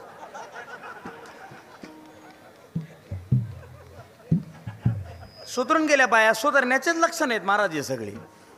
पूर्वीचे लोक नाकातली घाण काढून बाहेर फेकायचे, आताचे लोक हातरुमाला घेऊन मागच्या खिशात ठेवतात. सुधरून गेलेत भाऊ लोक.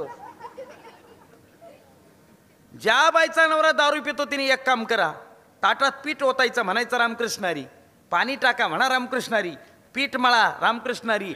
भाकरी थापायची, रामकृष्णारी. तवा ठेवायचा, म्हणायचं रामकृष्णारी. भाकरी टाकायची, रामकृष्णारी. उलटी करा, रामकृष्णारी. शेकून घ्या, रामकृष्णारी. आणि दारू पिणाऱ्या नवऱ्याच्या ताटात 8 दिवस वाढताना एकच म्हणायचं काय? आता तर म्हणा माऊली हो, बघा कट्टर बाय तो देवाचं नावच येऊ देत नाही तोंडात अजिबात. कामामध्ये काम काही राम राम जाईल सुख होईल दुःखाचे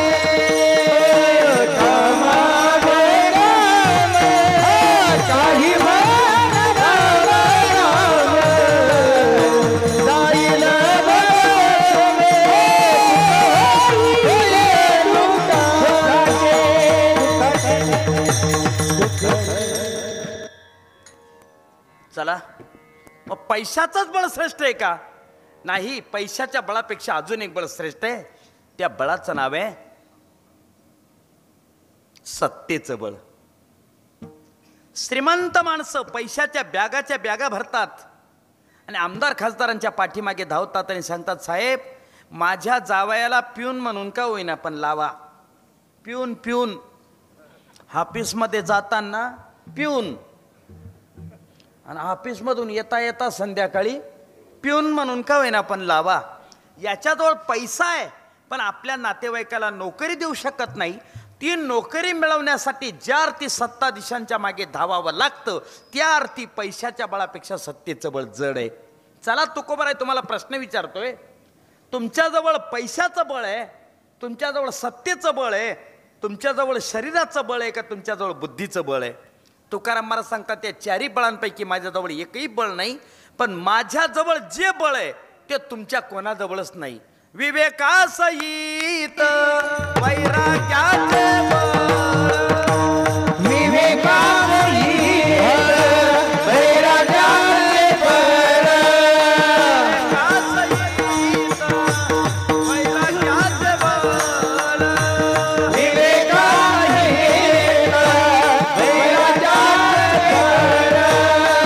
लगीत ज्वाळ अग्नी दैसा, लगीत ज्वाळ अग्नी दैसा. जगदगीत ज्वाळ अग्नी दैसा, जगदगीत ज्वाळ अग्नी दैसा. विवेकासहित वैराग्याचे बळ, जगदगीत ज्वाळ अग्नी दैसा, जगदगीत ज्वाळ अग्नी दैसा. विवेकासहित वैराग्याचे बळ, जगदगीत ज्वाळ अग्नी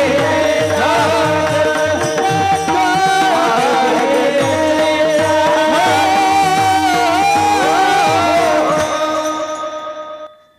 तुकोबारा सांगतात माझ्याजवळ जे बळ आहे ते बळ तुमच्या कोणाजवळच नाही राजा. कोणतं बळ आहे?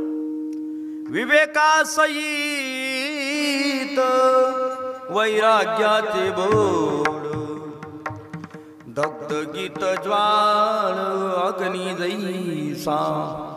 अग्नीसारखं दगदगीत ज्वालमय वैराग्य माझ्याजवळ आहे आणि त्या वैराग्याच्या बळावर मी काय केलं महाराज अभंगाच्या पहिल्या चरणात. बळीयाचे अंकित, बळीयाचे अंकित, बळीयाचे अंकित, बळीयाचे अंकित, बळीयाचे अंकित, बळीयाचे अंकित, बळीयाचे अंकित, बळीयाचे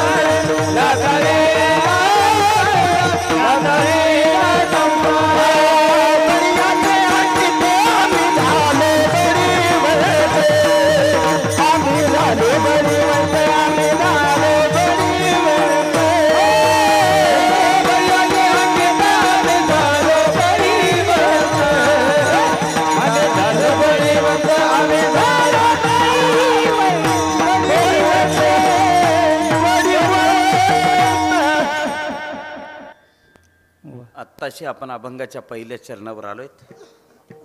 बळीयाचे अंकित आम्ही बलवान झालो तुकोबारे सांगतायत, पण आमच्याजवळ बळ कोणाचं आहे?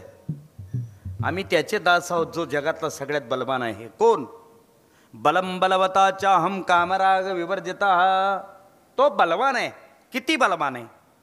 अरे त्याने सूर्याला बळ दिलंय महाराज, त्याने वेदाला बळ दिलंय, ज्याने समुद्राला बळ दिलंय, ज्याने पर्वताला बळ दिले महाराज. पर्वती बैसकान संडावी, समुद्रे रेखा नोलांडावी, पृथ्वीया भूते वावी आज्ञा माझी. म्या बोलविल्या वेदू बोले, म्या चालविल्या सूर्य चाले, म्या हलविल्या प्राणू हाले जो जगाते चाळीता. मिया चिनिया मेला शिता, काळूग्राशी तसे भूता. किती ताकद! मी चिगा पांडवा या त्रिभुवनासी बोलावा, सृष्टिक्षय प्रभावा मूळते मी. किती! मेघाने वर्षावे, पर्वती बैसावे, वायुने विचरावे सत्ते तुझे. त्याच्या ताकदीपुढे कोणाची ताकद चालते महाराज? चालते कोणाची ताकद? तो कुठल्याही महिन्यात पाऊस पाडू दे, त्याच्या ताकदीपुढे कोणाचीच ताकद नाही चालत महाराज. डॉक्टर, वकील आणि इंजिनियर तिघच्या तिघ माणसं हुशार आहेत. कोणी चॅलेंज करतं का या गोष्टीला? कोणीच करू शकत नाही महाराज. डॉक्टर हुशारच आहेत. पहा तुम्ही, त्यांच्याकडे जा तुम्ही, ते आपल्याला सांगतात उलथं पडा, पालथं पडा, कानी व्हा, उतानी व्हा, जीभ बाहेर काढा, अजून काढा, अजून काढा. आता जेवढी राहील तेवढीच काढेल ना माणूस. ते माझ्या एका मित्राला दाताच्या डॉक्टरकडे घेऊन गेलो होतो. मला दात दुखत होतं त्याचा. माझं मित्र जरा वात्रट आहे, माझ्यावरून अंदाज करा तुम्ही ते किती वात्रट असेल बरं. तर डॉक्टरने सांगितलं झोप, म्हटले झोपवलं. आकर केला, आणखी मोठा आकर, आणखी मोठा आकर, आणखी मोठा आकर. त्या डॉक्टरचा हात फेकला, असं बाहेरच निघाला. डॉक्टर म्हणे बसणारे कशाला, तुम्हाला तोंडात बसायचे, करा करा करा करून राहील. डॉक्टर हुशार आहेत. रक्त चेक करा, लघवी चेक करा, थुंकी चेक करा, सोनोग्राफी करा, MRI करा, सगळे रिपोर्ट पुढे ठेवतो. मग विचारतो सांगा तुम्हाला काय त्रास होतो. हुशार आहेत डॉक्टर.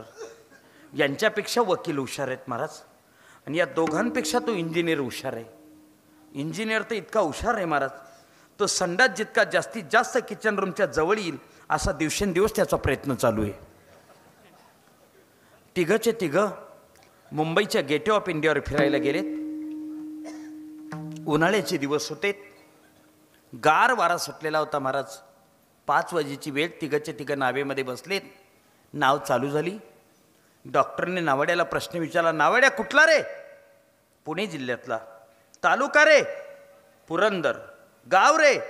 नायगाव. मुंबईत कधीपासून आलास? साहेब माझा जन्मच मुंबईतला आहे. शाळेत गेलास कधी? नाही साहेब. का रे बाळा? माझ्या बापाने जन्मताच मला या व्यवसायात टाकलं, शाळेचं तोंडसुद्धा पाहिलं नाही. डॉक्टर म्हटला, मूर्खा, नाव चालवता चालवता तुझं पोट दुखायला लागलं, कोणती गोळी घ्यावी कळते तुला? नाही साहेब. हातपाय दुखायला लागल्यावर कोणतं औषध घ्यावं कळतं तुला? नाही साहेब. डोकं दुखायला लागल्यावर कोणती गोळी घ्यावी कळते तुला? नाही साहेब. मूर्खा, तुझा जन्म वाया गेला म्हटलेत.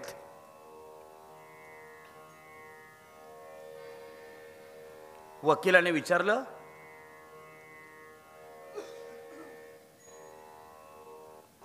नाव चालवता चालवता तुझी नाव समोरच्या नावेला धडकली. त्या नावाड्याने कोर्टात केस दाखल केली.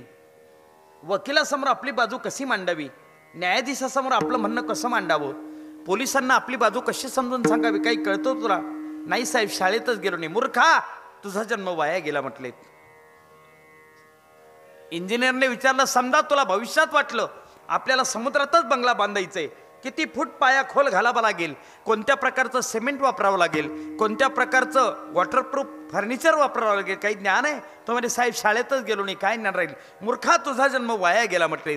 तिघांनी त्याचा जन्म वाया घातला. आणि समुद्राच्या मध्यावर नाव आली. सोसाट्याचा वारा सुटला, बिगुलं वाजायला लागली. खलाशांना सूचना मिळाल्या, आपल्या नावा परत घ्या, वादळ सुटलंय, नावा कलंडण्याची शक्यता आहे, नावा परत घ्या, नावा परत घ्या. डॉक्टर, वकील, इंजिनियर तिघांना विचारलं नावाड्याने, साहेब तुम्हाला पोहता येतं का? ते म्हणे आम्हाला कोणालाच पोहता येत नाही. माझा जन्म जेव्हा वाया जाईल तेव्हा जाईल, तुमचा तिघांचा आताच गेला म्हटले.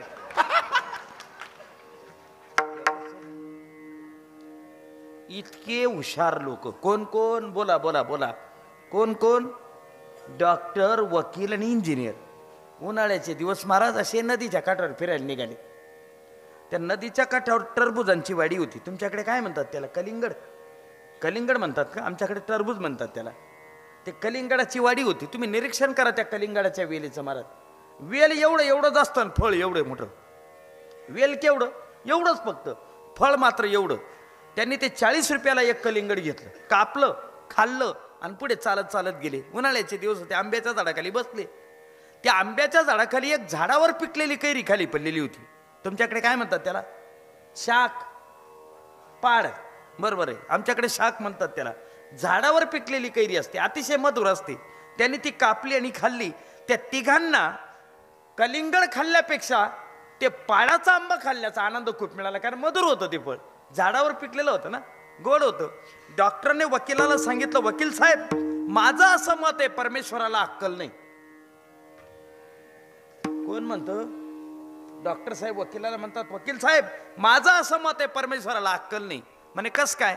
अरे एवढंच वेल, त्याला एवढं कलिंगड, आणि एवढं मोठं आंब्याचं झाड, त्याला एवढी एवढी कैरी.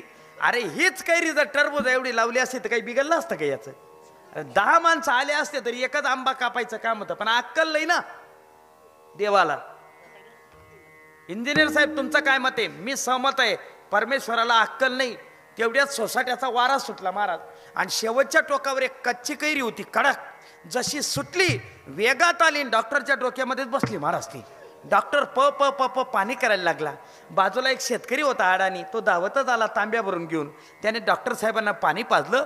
10 मिनिटांनी डॉक्टर शुद्धीवर आलेत, आणि मग त्या अडाणी शेतकऱ्याने विचारलं, साहेब हीच कैरी जर टरबुजा एवढी राहिली असती, जर तुमच्या डोक्यात आली असती, तुम्ही पाणी मागितलं असतं का मडकं मागितलं असतं? खरं सांगा बरं. परमेश्वराची अक्कल काढायला लागलेत लोक. विठाला विठाला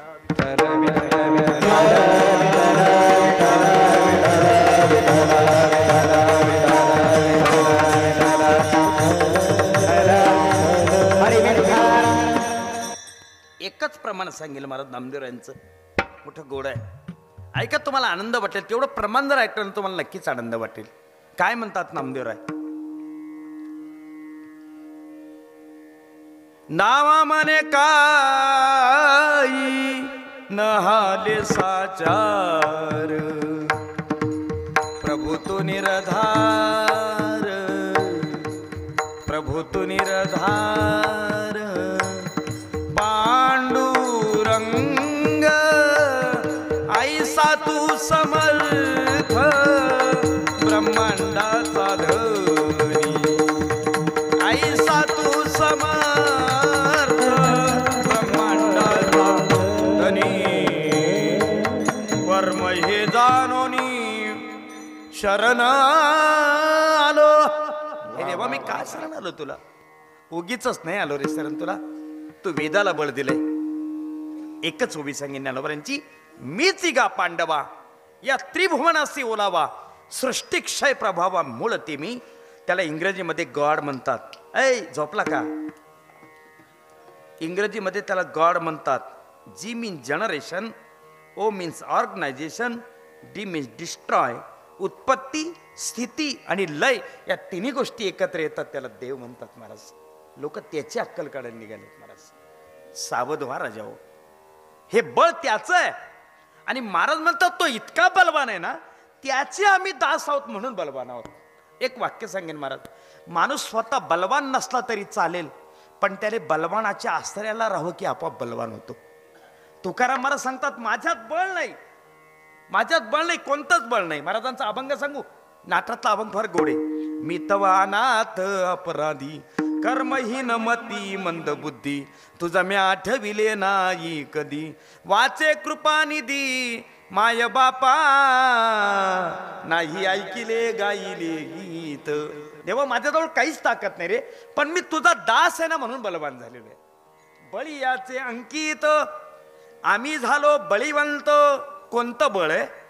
वैराग्याचं बळ. एवढं बळ सांगतो आणि कीर्तन संपवतो. वैराग्याचे दोन प्रकार आहेत, एक जिहासा वैराग्य आणि दुसरं जिज्ञासा वैराग्य. जिहासा वैराग्य म्हणजे प्रतिकूल परिस्थितीमध्ये निर्माण होतं आणि थोडाच वेळ टिकतं, त्याला म्हणतात जिहासा वैराग्य. ऐका, म्हाताऱ्याची आणि मुलाची भांडण झाली. मुलगं गुटखा खाणारं होतं आणि म्हातारा जुनी बाजरी खाल्लेलं होतं. सूत्र काही बसत नव्हतं. मुलगा आदोबा बोलला असेल, बापाला राग आला, 1 मिनिट या घरामध्ये राहत नाही, आत्ताच्या आत्ता पंढरपूरला जातो म्हणे. आमचे गुरुजी असं सांगायचे, महाराज लोकांना बायका पोरांनी कमरेत लाता घातल्याशिवाय पंढरपूरचं तिकीटच मिळत नाही म्हणे. आत्ता पंढरपूरला निघालं का मुलगा बोलला म्हणून निघालं गावाच्या बाहेर. हळूहळू चालायचं मागे पाहायचं, हळूहळू चालायचं मागे पाहायचं. म्हातारी घरात नव्हती, ती वरच्या गावात गेली होती. ती आली, तिने पोराला विचारलं, तुझा बाप कुठे गेला? कुठे? पंढरपूरला. अरे जाय त्याला बोलून आण. गेला म्हणजे एकटा गेला नाही तो. संजय गांधी निराधार योजनेचे 1500 रुपये मिळतात त्याला. आपला किराणा सुटतो, जाय बोलून आण. पोरग म्हणे मी जाणार नाही. म्हातारीला जावंच लागणार होतं महाराज. म्हातारी पाठीमागे लागली, म्हातारं पुढे चालायचं आणि म्हातारी पाठीमागे. आत्तापर्यंत हळूहळू चालत होतं महाराज ते म्हातारं, पण म्हातारीला पाहिलं जोरात चालायला लागलं, कारण त्याला धीर लागला, कोणतरी बोलवायला आलं बुवा असं. अशी म्हातारी दुडांग धरली. दुडांग कळते का तुम्हाला? आमच्याकडे दुडांग म्हणतात त्याला. आणि धरलं म्हातारं गावाच्या बाहेर. ऐ कुठं चालले? पंढरपूरला. का बरं? ज्या पोराकरता 80 एकर जमीन कमवली ते पोरगा तो बोलतो 1 मिनिट या घरामध्ये राहणार नाही. म्हातारी बोलती हुशार होती. हो, म्हातारी हुशार होती म्हणून ज्याचा संसार चालू होता भाऊ. कुटुंबामध्ये एक हुशार पाहिजे आणि एक वात्रट पाहिजे तरच संसार चालतो, नाही तर चालत नाही. दोन्ही हुशार असतील तरी चालत नाही, दोन्ही वायबार असतील मग तर अजिबात चालत नाही. एकाने राखेल टाकून घ्यायचं, एकाने काडीची पेटी लपून द्यायची तरच संसार चालतो भाऊ. नाही तर एक राखेल टाकतं दुसरं म्हणतं घे काडीची पेटी, कसं चालेल संसार? म्हातारी हुशार होती. म्हातारीने विचारलं कुठे चालले? पंढरपूरला. का? पोरगा बोलला म्हणून. एकच वाक्य सांगितलं हो म्हातारीने, आपल्याला होता म्हणून बोलला.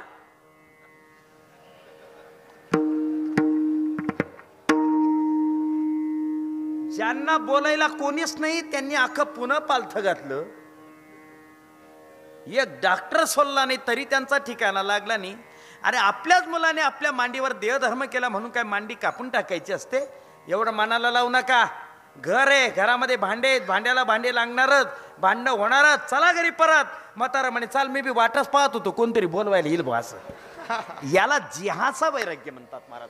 प्रतिकूल परिस्थितीमध्ये निर्माण होतो पण थोडाच वेळ टिकतं, याला म्हणतात जिहासा वैराग्य. जिज्ञासा वैराग्य वेगळं आहे महाराज याच्या पलीकडे. ज्ञानोबरांची उभी सांगतो, ऐहिक की स्वर्गीचे भोग पायिक झाली या इच्छेचे, परी भोगावे हे न रुचे मना माझी. बाबा तुम्हाला प्रश्न विचारतो. बाबा तुम्ही मला 1.5 शाणा म्हटले होते ना,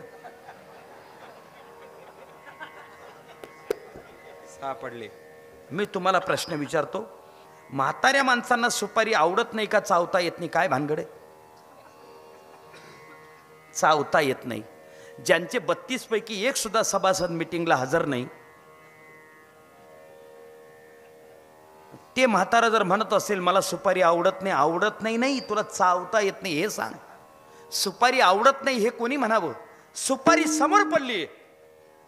सुपारी खाण्यासाठी लागणारे 32 दात सुद्धा सक्षम आहेत, पण तरी सुद्धा सुपारी खात नाही. याला म्हणतात जिज्ञासा वैराग्य. भोग समोर पडलेत, भोग भोगण्यासाठी लागणारी भोक्तृत्व शक्ती सुद्धा जवळ आहे, पण तरी सुद्धा भोग भोगत नाही. हे जिज्ञासा वैराग्य. उदाहरण सांगतो ऐका. जोग महाराज पुण्याच्या बागेमध्ये ज्ञानेश्वरी सांगत होते आणि ज्ञानेश्वरी ऐकायला लोकमान्य टिळक समोर बसलेले होते. लोकमान्य टिळक आणि जोग महाराज हे बालपणीचे मित्र होते. का? लोकमान्य टिळकांना कुस्तीचा नाद होता आणि जोग महाराज पट्टीचे कुस्तीगीर होते, म्हणून त्यांची मैत्री जमली होती. आपला मित्र पुण्याच्या बागेमध्ये ज्ञानेश्वरी सांगतो, लोकमान्य टिळकांना खूप आनंद वाटायचा. असे समोर बसले होते. एक श्रीमंत व्यापारी त्या बगीचेमध्ये फिरत होता. त्याने विचार केला, आपण लोकमान्य टिळकांना बऱ्याच दिवस आपल्या घरी बोलवलं, येत नाहीत आणि इथे ज्ञानेश्वरी सांगतायत.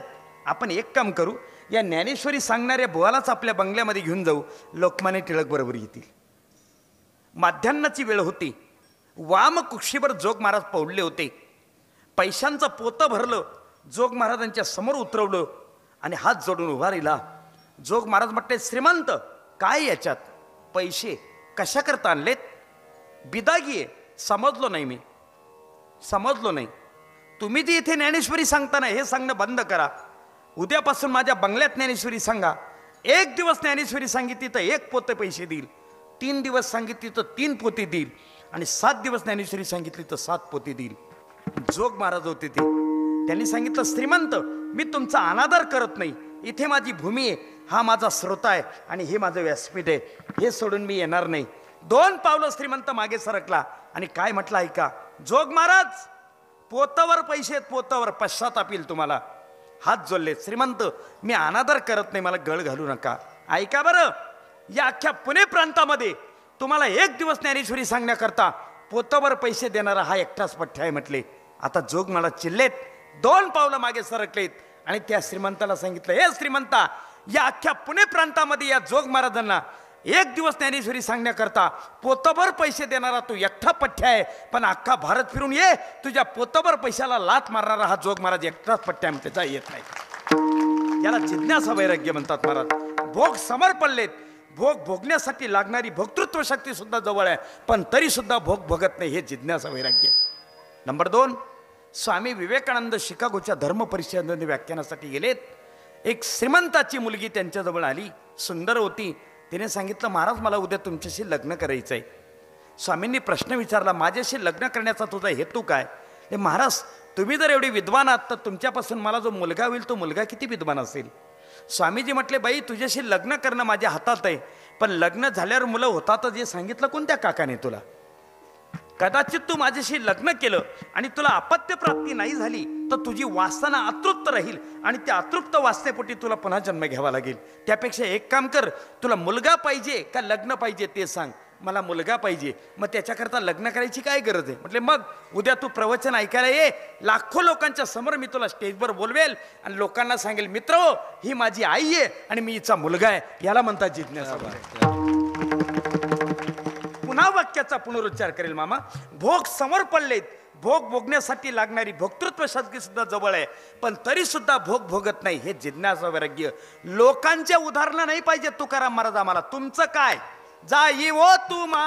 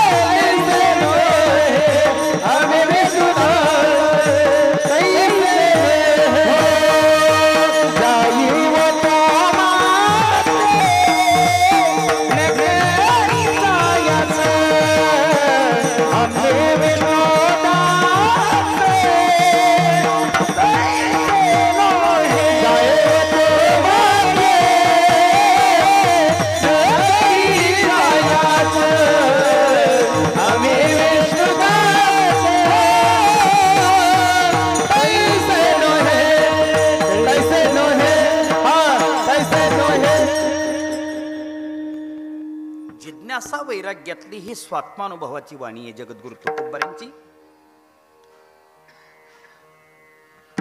वाणीचं पावित्र्य जपावं माझ्या तुकोबारांनीच महाराज. जयांची वदे पूर्ण वेदांत वाणी, म्हणावे कसे होतया लागी वाणी. परब्रह्मरूपी असा जो तुकोबा, तयाची तुके कोण दुजा तुकोबा. नाही असं म्हणणार महाराज सांगतात. याच बलाच्या जोरावर, वैराग्याच्या बलाच्या जोरावर आम्ही काय केले?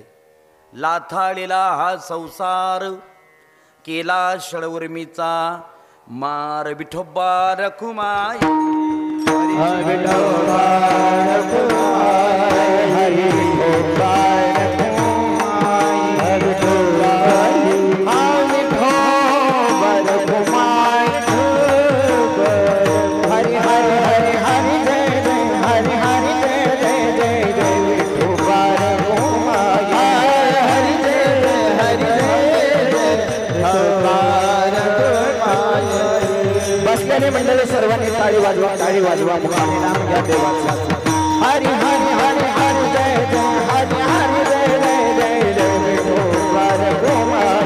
हरी जय जय, हरी जय जय विठोबा रखुमाई, विठोबा रखुमाई. हरी कबर दे हरी विठ्ठल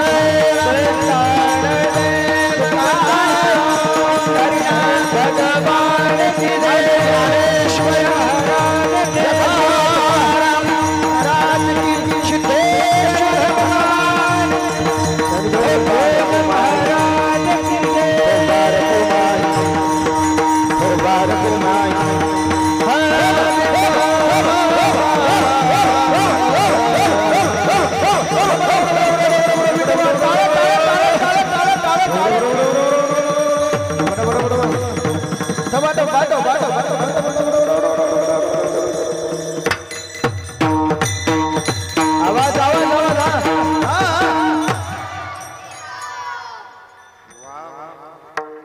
टाळी वाजवा ना एकदा या लेकरन करता.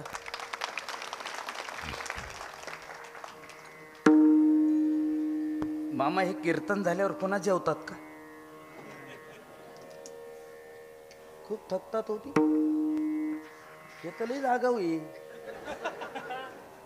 इतकं नाचतंय मला ते केव्हापासून पाहतोय मी.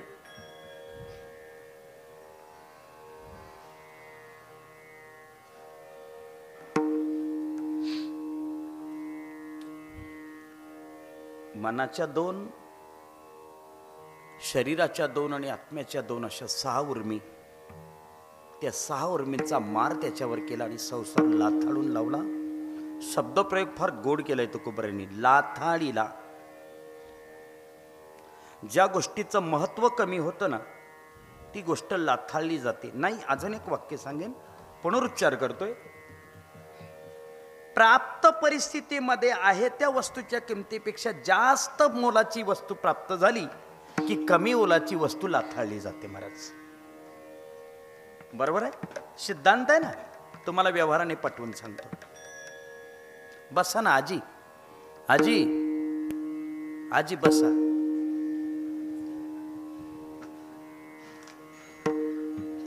तुमच्या जीवावर सगळं राज्य चालू आहे आमचं. महिलांमध्ये किती ताकद आहे पाना. एक स्त्री या देशाची पंतप्रधान झाली होता. एक स्त्री या देशाची राष्ट्रपती, एक लोकसभेची सभापती, एक संरक्षण मंत्री, एक अर्थमंत्री, एक चंद्रावर गेली, एक मंगळावर गेली, एक शनी मंदिरावर चढून गेली. आता उरल्या सुरल्या काही टोल नाक्यांवर बसून दिलेले आहेत भाऊ. प्रचंड ताकद आहे तुमच्यामध्ये. तुमच्यामुळेच हे सगळं चालू आहे. सिद्धांत सांगत होतो. मोजून 2 ते 3 मिनिटं माझ्याकडून जास्त घेतले जातील. काळजी करू नका, तुम्हाला बरोबर सोडेन वेळेवर. त्याचं कारण असं आहे महाराज, कीर्तन उशिरा जरी चालू झालं तरी ते वेळेवर सोडण्याची एक निव्वळ जबाबदारी माझी आहे. कारण मी प्राथमिक शिक्षक आहे. 11ची शाळा 11:30ला जरी भरली तरी सोडताना मी ती 4:45लाच सोडतो. एवढी काळजी घेतो महाराज मी.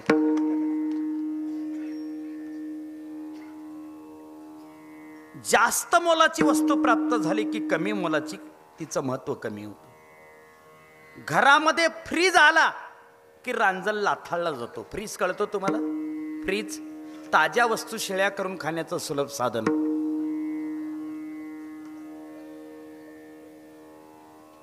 पटापट बोलत जा, मला वेळ पुन्हा जातोय.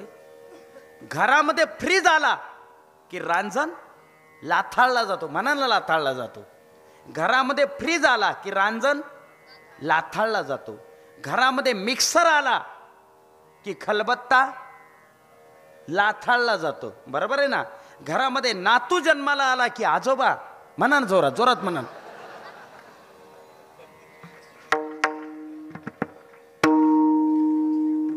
वाक्य पुन्हा सांगेन. अविनाशी परमात्मा अंतःकरणात बसला म्हणून नाशिवंत संसार लाथाळला गेला. महाराज, पुण्य कमावण्याच्या भानगडीत पडू नका महाराज. पाप करणं सोडून द्या की पुण्य आपोआप येतं. पुण्य कमावण्याच्या भानगडीत पडू नका. पाप करणं सोडून द्या की पुण्य आपोआप येतो. नाशिवंत संसार सोडण्याच्या भानगडीत पडू नका. अविनाशी परमात्मा अंतःकरणात बसवा, नाशिवंत संसार आपोआप सुटून जातो. महाराज,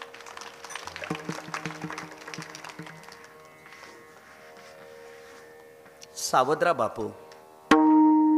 जगद्गुरु तुकोबारे सांगतात, त्या परमात्म्याला अंतःकरणामध्ये बसवलं, त्याचा परिणाम असा झाला, नाशिवंत संसार आपाप सुटून गेला. तुम्ही म्हणाल आमच्याकडून सुटेल का? का सुटणार नाही? जरूर सुटेल. गीतेमध्ये न्याय सांगितला भगवंताने. आपीचे सुदुराचारो भजते माम अन्य भाग साधुरेव समंतव्य सम्यक व्यवस्थितो ईसा. तो आधी जरी दुराचारी परी सर्वोत्तमची अवधारी जैसा बुडाला महापुरीनं मरतुरी घाला. दृष्टांत खूप मोठा आहे, वेळ कमी आहे माझ्याकडे. फक्त सिद्धांत सांगेन. चुका करतच नाही त्याला देव म्हणतात. चुका करतो पण दुरुस्त करतो त्याला माणूस म्हणतात. चुका करूनही दुरुस्त करत नाही त्याला जनावर म्हणतात. तुम्ही शेतकरी माणसं आहेत, तुम्हाला लवकर कळेल.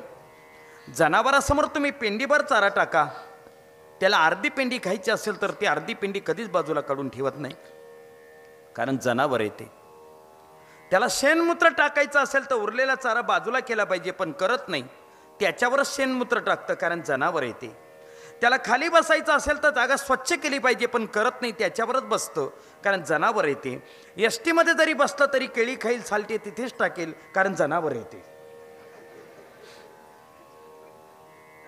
जनावराला चांगलं कळत नाही, वाईट कळत नाही, पाप कळत नाही, पुण्य कळत नाही, योग्य कळत नाही, अयोग्य कळत नाही, सत्य कळत नाही, असत्य कळत नाही, विधी कळत नाही, निषेध कळत नाही, त्याला जनावर म्हणतात. चुका करतो पण दुरुस्त करतो त्याला माणूस म्हणतात. गुरुजी दृष्टांत सांगायचेत. सासूची सुनबाईची भांडण झाली. जगाच्या पाठीवर या दोन प्राण्यांचं कधीच जमलं नाही. कोण कोण? सासू आणि सून. काही काही म्हणतील आत्ता खरं कीर्तन सुरू झालं. काय लोकांची मानसिकता झाली महाराज. कीर्तनामध्ये सासून सून आल्याशिवाय त्यांना झोपाच लागत नाही. झाली भांडण सासूची सुनेची. दोघीच्या दोघी जेवल्या नाही. तेवढा एक चांगला फायदा राहतो, जेवण करत नाही त्या. सासू पण जेवली नाही, सुनबाई पण जेवली नाही. पूर्वीचा काळ, पूर्वी सुना लवकर उठायच्या. पूर्वी पूर्वी पूर्वी पूर्वी पूर्वी सुना लवकर उठायच्या. पूर्वी पूर्वी पूर्वी सुनबाई उठली, घरातल्या सगळ्या माणसांच्या आंघोळी झाल्या होत्या. तिने धुणं भरलं, नदीवर धुणं धुवायला गेली.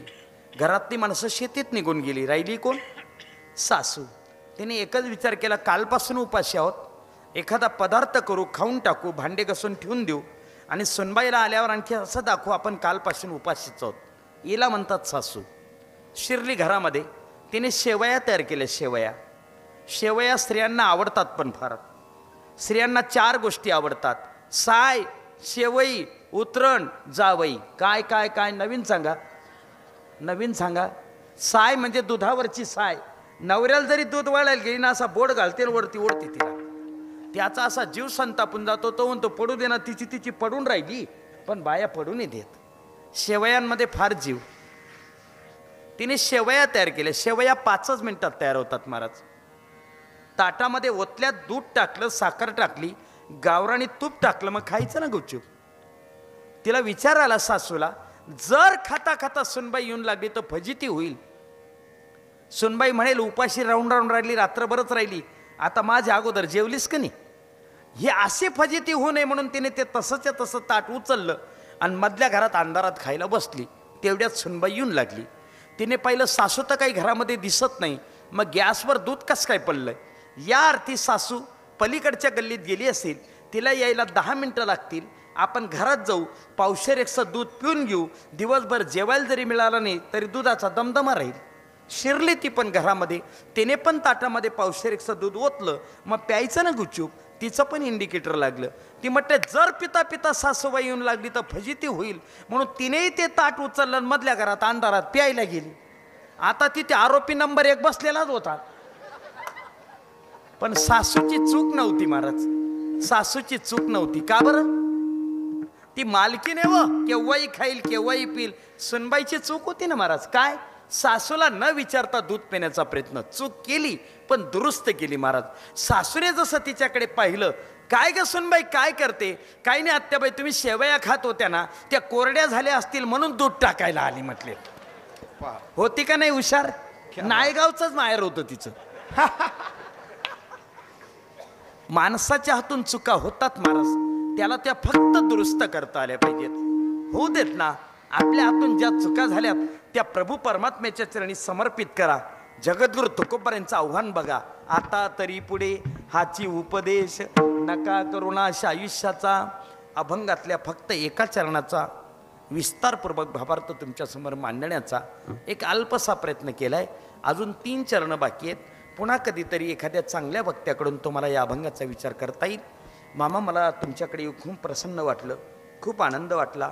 भगवंताचं दर्शन. ए भाऊ, ए ए ए बस बस.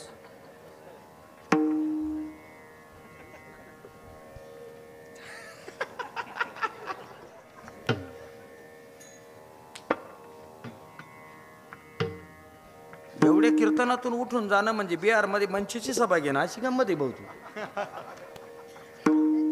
चांगली डेअरिंग केली तू त्या मानाने. अर्जंट कॉल आहे का काही? नाही असेल तर जा, नाही तर विनाकारण जागा ओली होईल, त्यापेक्षा काही हरकत नाही. गेलं तर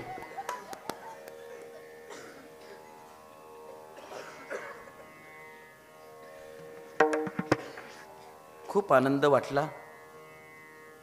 आभाळा एवढी माणसं गाणारी वाजणारी, अधिकार संपन्न माणसं श्रवण करायला बसलेली, आर्थिकदृष्ट्या आणि मनाने संपन्न असणारी देणगीदार मंडळी या ठिकाणी उपस्थित आहे. प्रभू परमात्मा तुमच्या सगळ्यांच्या अंतःकरणामध्ये अशीच भगवत भक्ती प्रफुल्लित करत राहू एवढीच अपेक्षा व्यक्त करतो. तुमच्या दातृत्व शक्तीला पुन्हा एकदा सलाम करतो.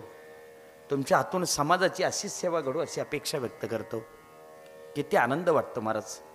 तुमची संपत्ती भोगाने कधी शोभून दिसत नाही, ती दानाने शोभून दिसते महाराज.